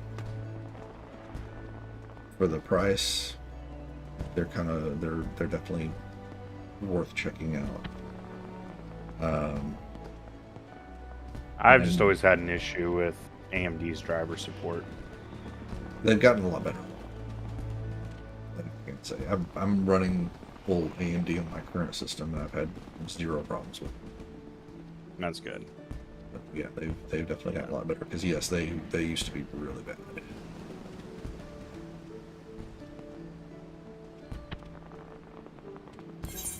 Yeah, I used to run pretty much all AMD and ATI stuff way back in the day. I just thought the problems I was having were normal. You know, it's just like, it's kind of just part of PC gaming. You're gonna get a blue screen every now and then. You got to navigate driver conflicts and da-da-da. Then one day I finally, it's like, you know, my next machine, I'm gonna do Intel and NVIDIA. Yeah. Never had an issue with it Yeah. after that. And I was just like, is this how it's supposed to be? This is nice. Yep. And I just kind of never looked back from there. But that being said, I currently have one of the CPUs that's dying because of Intel's little fuck up. Mm-hmm. And I got an Asus board that, you know, Asus used to like. That used to be make like the quality gold shit. standard, yeah. Yeah. And I've just had and it was expensive as motherboard too, and I've just had nothing but problems with it since I got it. But also, now that I know what's going on with the CPU, that might be a big part of it. Yeah. Kind of waiting to see what Intel does in the end, whether they give in to pressure about their CPUs. There's a rumor that there's a whole new line of CPUs that they're working on that's basically only exists to replace Raptor Lake, and that it's fully compatible with Raptor Lake chipsets, and essentially it's just like once they have that ready to go, it literally only exists to replace all the Raptor Lake like RMAs and, you know, It would be in the market. surprising.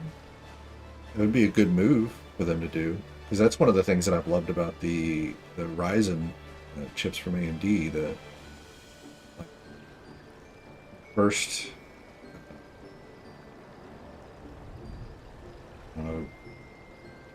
Zen 1, Zen 2, or Zen 1.5, Zen 2, and Zen 3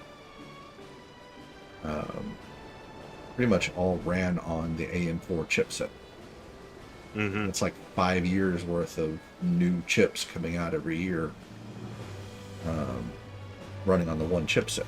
And only just recently did they come out with AM5 that's the new chipset going forward. Yeah, that is one thing I was always kind of jealous of, was it's like you can still run on your old motherboard and it still works. You know? Yep. But yeah, I mean, sooner or later they were going to have to switch it up, and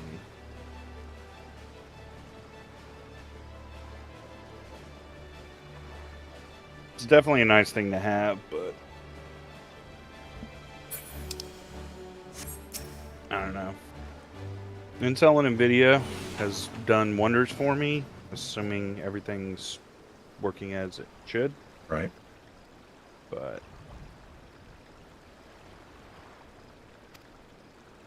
Yeah, whatever they decide to do, I'm holding out. My CPU still runs, but I can tell every once in a while I do have stability issues. From everything that's been reported, You know? it's like the new updates are going to keep CPUs from getting damaged further, but if it's already damaged, it's done for. Yeah. Yeah, that's kind of what got me to jump on Ryzen back when it first launched was what was that exploit that was in the Intel chips back in like 2016, 2017. Yeah, I don't know. There's been a few, Yeah. but I mean, AMD's had its. I Was it just read Heartbeat? earlier today about a exploit that they found. Now you have to have local access to exploit it, but Yeah. they found like an exploit in AMD chips that apparently affects like every chip AMD has made in the past like 15 years. Oh yeah. But you know that kind of goes back to the thing of once you have direct access to the hardware, anyways, bits are off. It's Right. Like if for you're any kind of security. if you're that into the system to where you can even use those exploits, I mean they're going to get into your shit one way or another at that point. Exactly. Exactly. I mean, I'm not worried about a hacker breaking into my house and physically taking control of my computer. Yeah. Now, I mean, if I work for a government agency like Intel, intelligence community kind of shit, yeah, okay, that might be a valid concern. Yeah.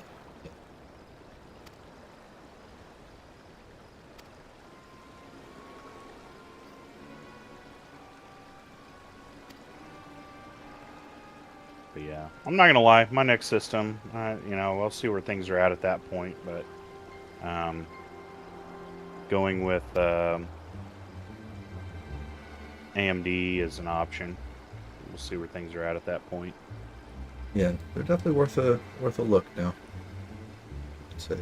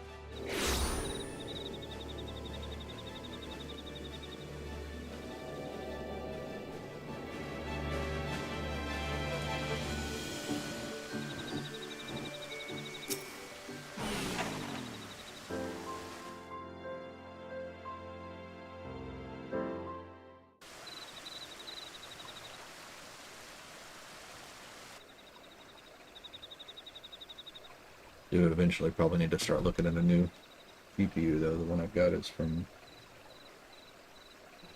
early 2020. And it's still good. It still plays everything I throw at it, but something newer, a little RDNA 3 or something that's a little bit more powerful. Yeah.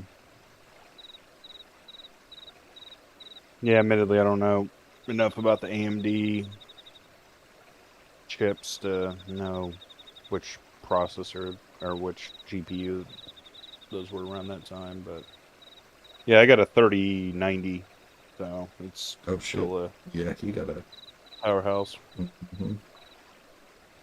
Only thing that pisses me off is now, you got NVIDIA that's locking features behind their new chips. So it's like, I remember I was pissed off because a buddy of mine had just built a new computer and he got a 4070. And he could, because the 40 series supports the NVIDIA frame generation, but the 30 series doesn't, he could run Cyberpunk with path tracing and still get an almost solid 60 frames per second, whereas I was getting like 15 frames per second. Yep. And I was just like, this is bullshit. Yep. It's like, this is a $1,500 video card that I bought just a couple of years ago. Yeah, that's one of the things. Another thing that I do like about AMD, most of the stuff that they do, they open source it, or at least they make it available to all the manufacturers. So they don't really lock features behind generations of their stuff, as long as the the base card or whatever has the necessary hardware that it needs to do something. It can do that. So like their FSR 3 with frame generation, which I know is not quite up to the level of DLSS, but it's close enough. It goes back to like, I want to say it's RDNA 2, which the card I have is an RDNA 1, so of course I'm out of that one, but like the Steam Deck and stuff can do it. It doesn't have to be like the most powerful chipset that they have, or the newest chipset, or whatever. It's nice. Yeah. They make things backwards compatible like that. Yeah, and because it's open source, it's actually still benefited me on NVIDIA because it works with NVIDIA cards too.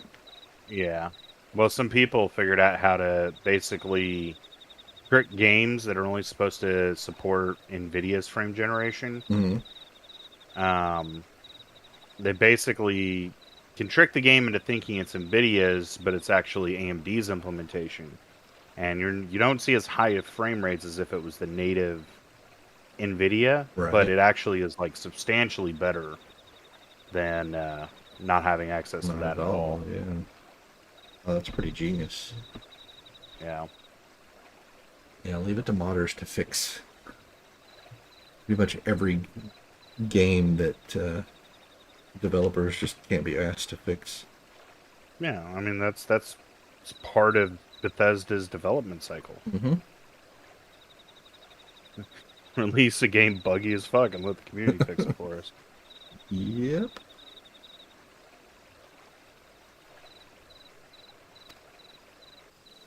Yeah, I remember I had a friend of mine that he worked on the original Division. And I remember he was just like, he was raging one day when I was talking to him about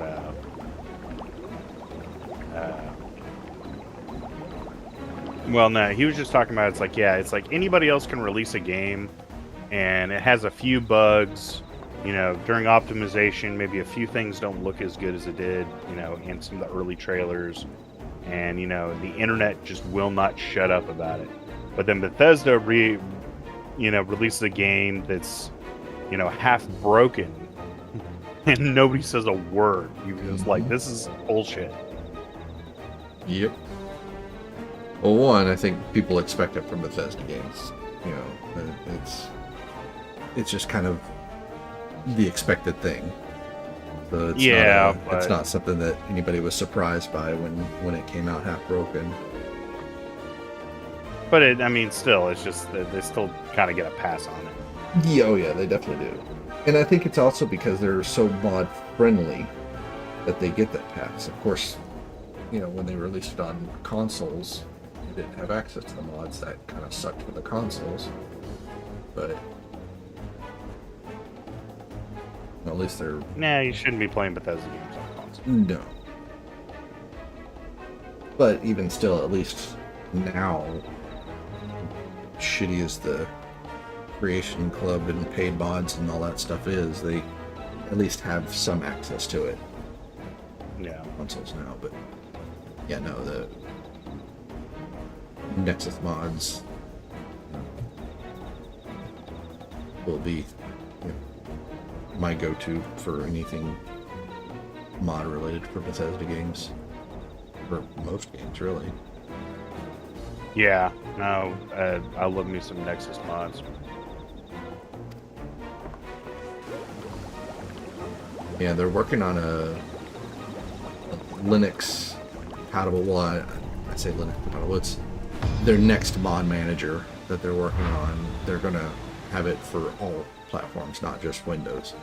So that's gonna be nice once it comes out. They've released a beta version of it that right now is only working with, I think, Stardew Valley, but they're just testing out functionality, and it's native on Linux, and what I'm hearing, works really good. Nice. That'll be nice.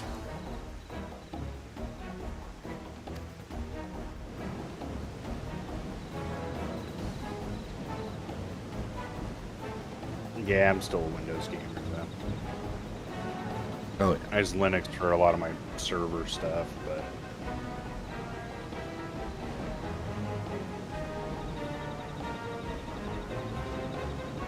Yeah, I kind of have to... I gotta give it to Valve for really sticking it up and coming out with like Proton and stuff like that, just to make it basically as easy to game on Linux as it is on Windows now. Mm-hmm. Yeah, no, they really gave Linux the shot in the arm that, just as a platform in general. Mm-hmm. I remember even seeing a talk that Linus, what's his name? The guy who created Linux. Linus Torvalds? Yeah. Yeah. He was basically talking about that he saw that, I think this is when there's just early talks about Steam OS coming out. Mm-hmm. He had said, he was like, I feel like he had to address that he felt that the biggest thing holding Linux back was not having a unified package system. Yeah. The fact that every distro had to, handle packages completely differently, and that he felt like Valve getting involved could be what it needs to finally create a unified system that everybody can get behind. And he kind of looked at Steam getting involved as, this could really potentially save Linux and make it what it, it needs to be. Yeah. Yeah, I think it's basically that, a unified package system, which Steam did for gaming, but Flatpak and to an extent AppImage, even kind of Snap, but I think Ubuntu's really pushing too hard to make Snap because it's a proprietary thing instead of it being an open thing. Flatpak and AppImage are open, but it's nice because those will run on any Linux, so that they don't have to go through like the native package manager and always be recompiled for a new system or whatever. So I think that's helping a lot, and the next step is basically going to be commercial software. Like there's some available for it, but definitely not like as much as I hate Adobe products. Well, not products. I love their products. I hate Adobe as a company. Yeah. But if they were I to think release their, everybody yeah. I think if they were to release their software on Linux, that would really drive adoption, because I think a lot of people they're fed up with Windows. They're stuck on Windows because they use Adobe and they have to use it for work, and they don't want to go to Mac because the Mac ecosystem is its own set of problems. Did you hear what Adobe did to slit its own throat?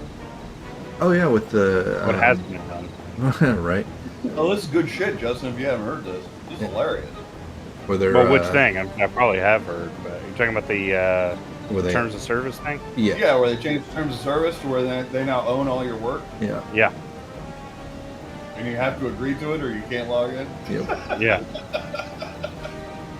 Yeah, there's been from everything I'm seeing, there's been a mass exodus from people looking for getting off of Adobe as soon as possible. Yeah, and then they changed it after the blowback, and they basically said, we've changed the terms of service again to, make it more clear. They basically didn't really change what it said, and Yep. they just reworded it. Yeah, and it's basically just trust us, bro. We're not going to do that. No. Not just going to trust that. No, Adobe's been doing a lot of shit for years where there's a lot of people that'll pirate Adobe software just because it's easier and more secure to pirate it than Yes. it is to try to run it legally. Yep.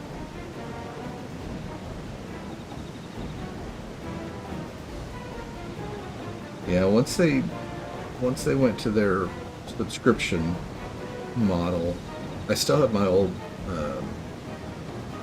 Creative Suite 6. I've been holding on to that, just hoping that never gets dated out of Windows support, but moved over to the Affinity programs, and for video stuff I do DaVinci Resolve. Yeah, And I've those heard have been- good technology. Yeah, those have worked really good, and at least for right now, there's no subscriptions involved, and I'm good with that. Well, it'll happen eventually. Unfortunately. Hopefully not, but if it does, I'll probably suck it up and Even ZBrush is subscription. with like GIMP or something, Frida.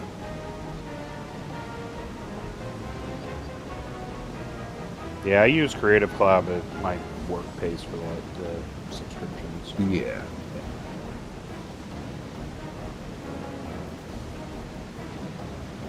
Yeah, if I was still at a company, I'd probably still be using all the newest Adobe stuff, but doing freelance stuff, I don't want to support that model. Yeah. I decided not to. I do have to say the new AI fill tools are pretty fucking nice and good. You could just lasso select something and say remove it, and it uses AI to read the image and basically be like, okay, we know exactly what this should be filled with. And I mean, in most cases, it's like perfect one-click removal of anything in the photo. Yeah. But trust me, the last thing I want to do is be singing the praises of anything AI. No, I know. Like, holy shit, this works really well. But it's kind of funny though that there is a plugin for Krita, which I don't know if you're familiar with Krita, but it's a open source. It's Actually not, no. Yeah, it's an open source program. It is intended more for like painting, like digital painting, but it can be used for like Photoshop type stuff. basically a more advanced version of GIMP. Yeah. Way more advanced version of GIMP. There's a plugin for Stable Diffusion, which is a AI. Yeah. And so it has a lot of that stuff. The ones who made Dolly. Yes, yeah. So it's not quite as good, maybe, as the Adobe offering, but for free. Yeah. Yeah. Okay. Not too bad.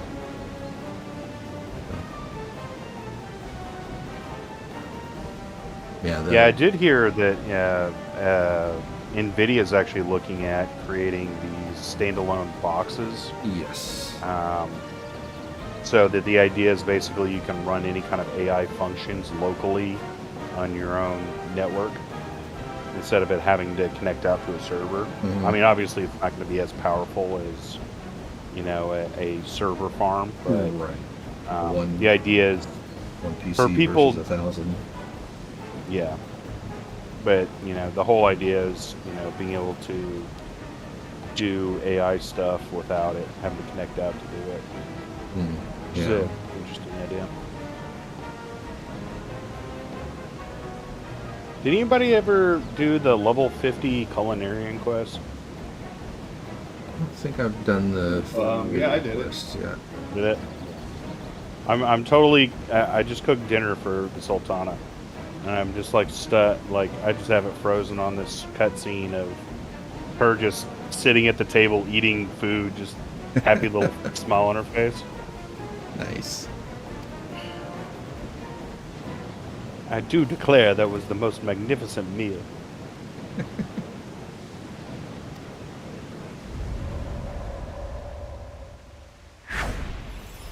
But it's just like a whole table of different Lalas, and she's like at the head of it.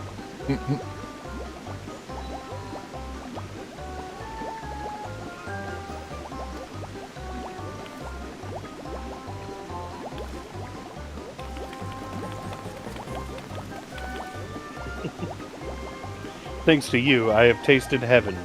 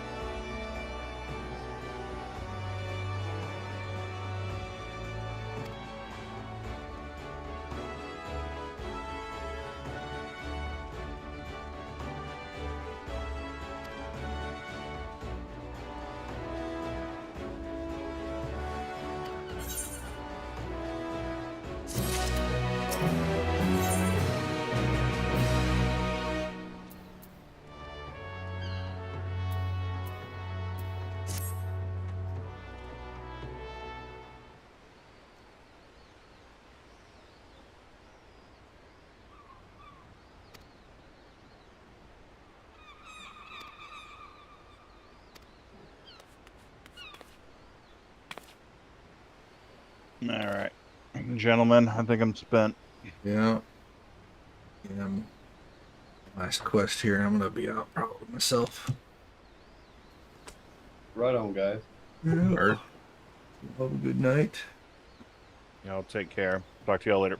good You night. too. Take All it. right. Hi, guys. Later on.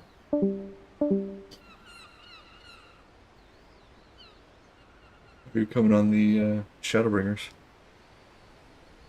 So much walking. There is a lot of walking. You need any theme? That's not Ether too bad. craft? It's mostly just like short little hops, but yeah. Just the usual kind of fetch questery. Mm-hmm. Mm-hmm. What part are you on now? I'm about to talk to Lina, the guard captain dancer, about feeding some birdies. I'm feeding them the anti-sleepy powders. Oh, okay. Getting ready for there's like an assault on one of the keeps or something up there. Yeah. Put everybody to sleep instead of fighting your way through. Yeah.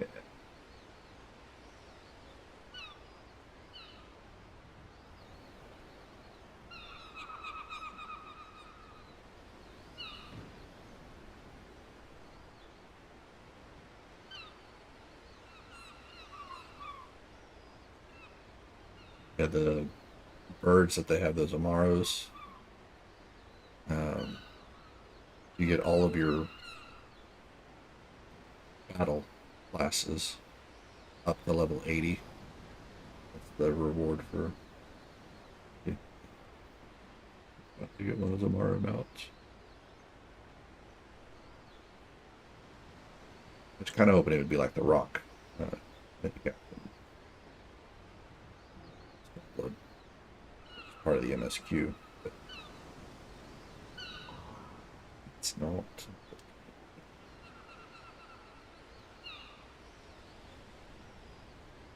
Say all of them. I think it's just the ones that are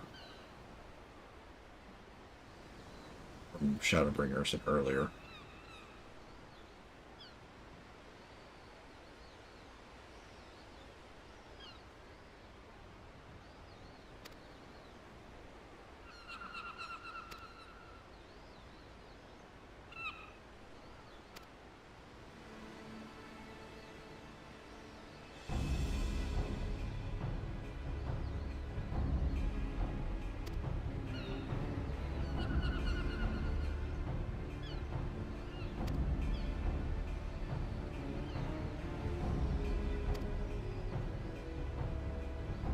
Looks like I'm gonna try this duty.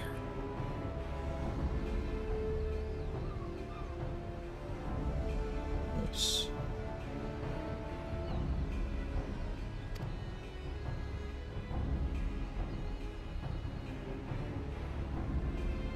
I mean, I got purple armor. Where's my purple armor?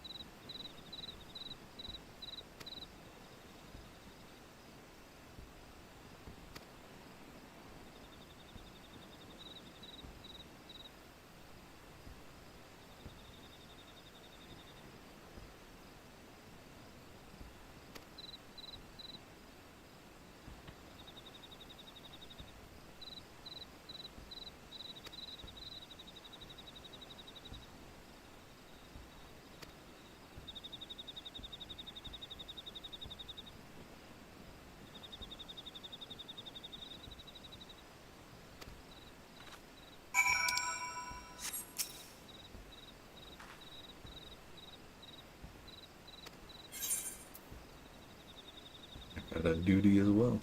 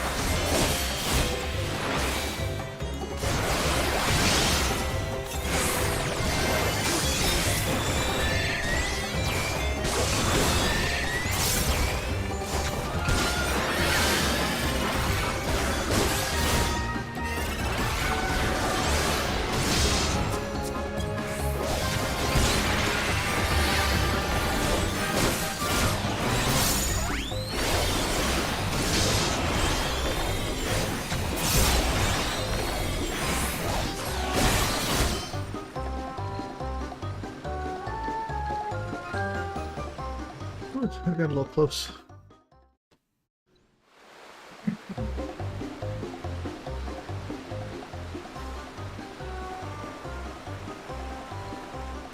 Okay, I managed not to screw. What's that? I managed not to screw that up.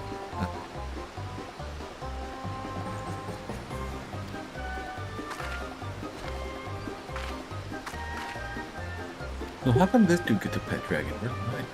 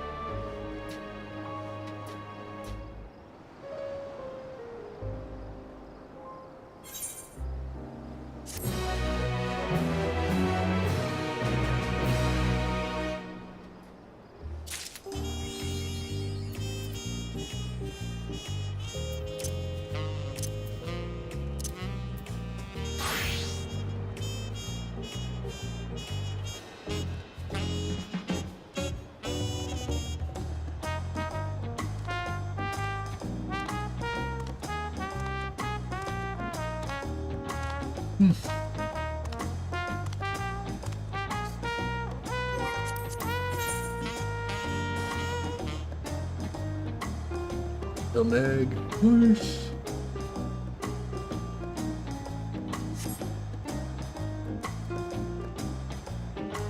Right now they're surrounding me with laughter like clowns. What? Right now they're slowly surrounding me with laughter like clowns. Ah.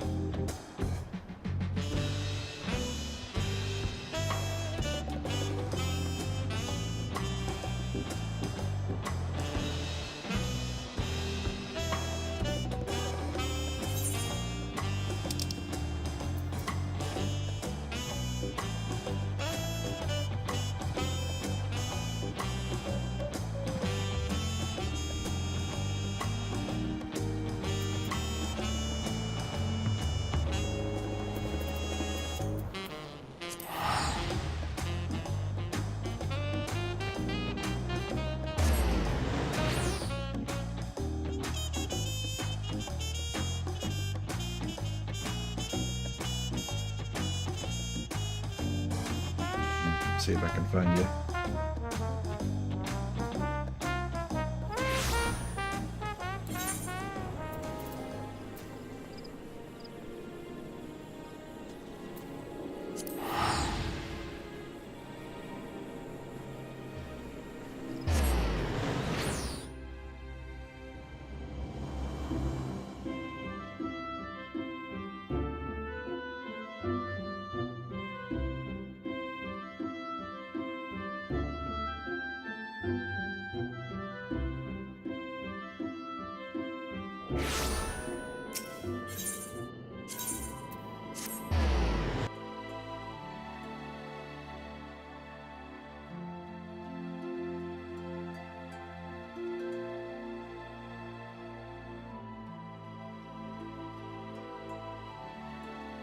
I haven't been to Ilmeg since the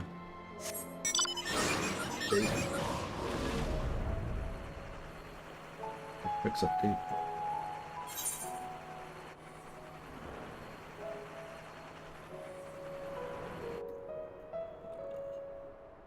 Okay.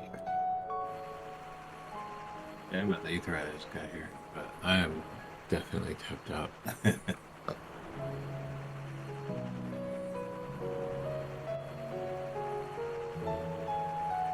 Yeah, I'm just gonna come say hi. Some of the cutscenes are running on long enough, so I put it on autoplay. And tested out my new knife sharpening thingies. Nice. Yeah, they're business card sized, but they're designed that you can kind of hold them in one hand and then sharpen your blade with the other. But yeah, they worked super well. I've never actually sharpened anything like this, and I got them freaking sharp. Damn, nice. Yeah, it's got a coarse, a fine, and a very fine. I think it was 450 grit, 600, and then 1200. Surprising from something being that small. Is it like thick, or is it still thin like a business card? Well, they're definitely thicker. Maybe like 10 business cards. Okay.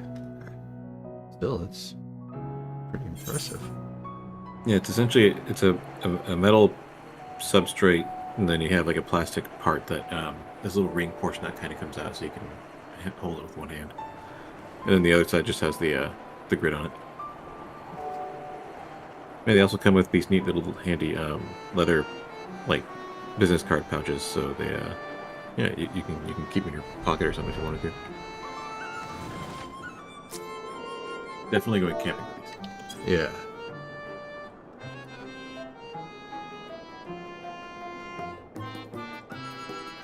Holy shit, Tron Cycle. Right?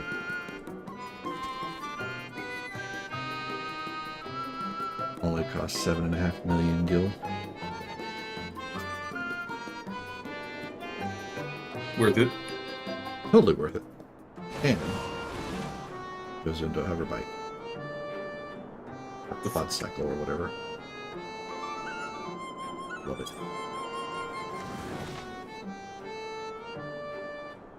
I was gonna not buy it, but then got it and made me jealous, so I had to buy it. Meanwhile, I'm just happy with my chocobo.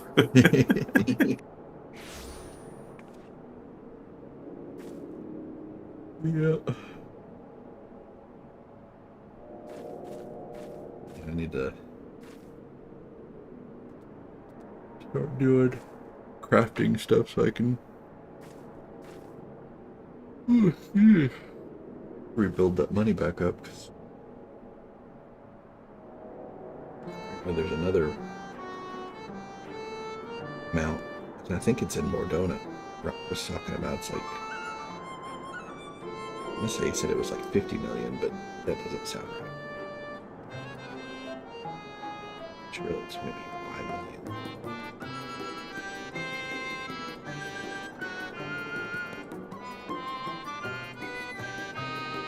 Either way, too much.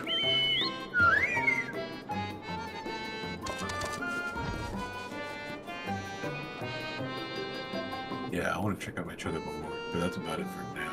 I mean, eventually I'll mess with mounts and stuff. But I should probably just focus on MSQ and shit. Oh yeah, for sure. And you do. I mean, you get mostly you'll get mounts from MSQ, Extreme Trials, and I'll pretty much, I think even up to the Shadowbringers Extreme Trials, we'll be able to do those with you. Those mounts from them.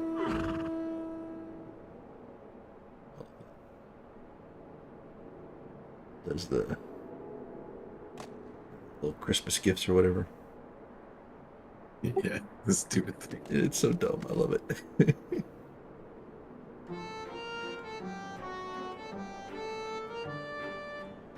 It's funny because I can swear some of the game designers from this has played Star Trek Online. That game has a surprising amount of whimsy. Does it? Yeah, I was playing it on PS4 back when I had the PS4 hooked up, just for giggles because it was totally free. And then, yeah, it's actually not bad. It's a decently fun game. I was amazed that it's actually just free. Like, I mean, you can pay for stuff if you want to, but it seemed mostly just like glamour stuff.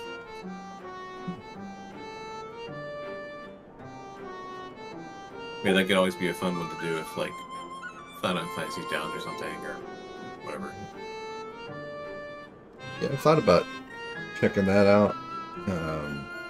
There's also the Old Republic Star Wars one, and ESO still going.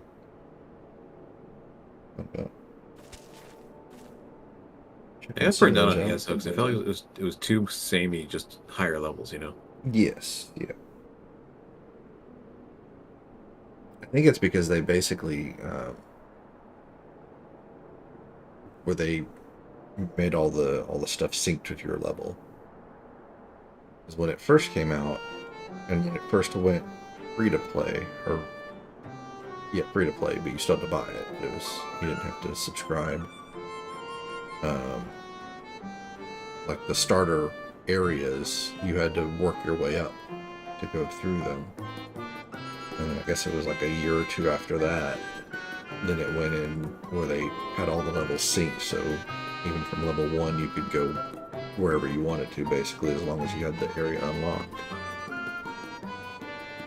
And that kind of homogenized everything, so it all kind of felt the same.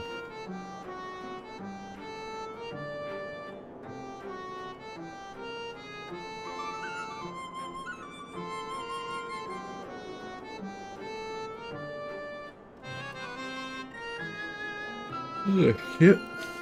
Suddenly got the yawns.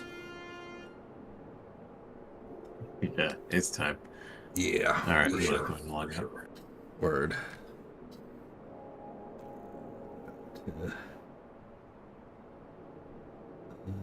Was I?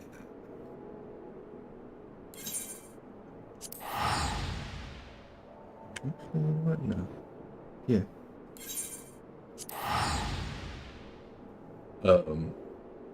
Yeah, shit. In, I don't know, tomorrow or whatever.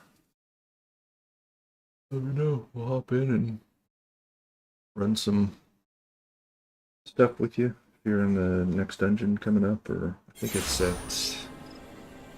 Is it? He just did. Yeah. Monster Switch. You're probably getting close to the trial, the first trial.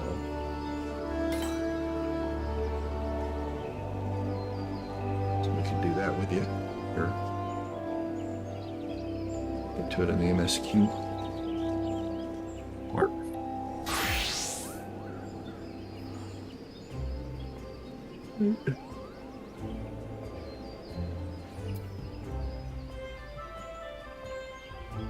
See you later, man. Good night. Good night. Good night.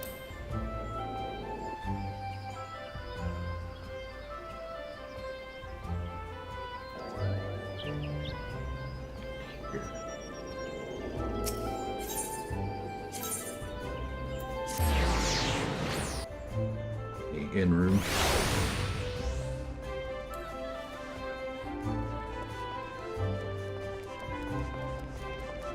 We're just doing this one last fetch quest before I turn in.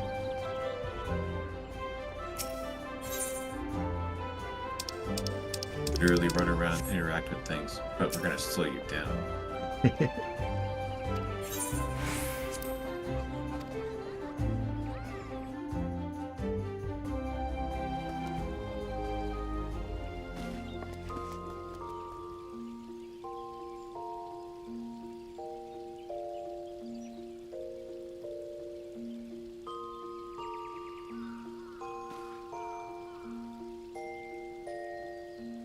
Okay, so you've just gotten to.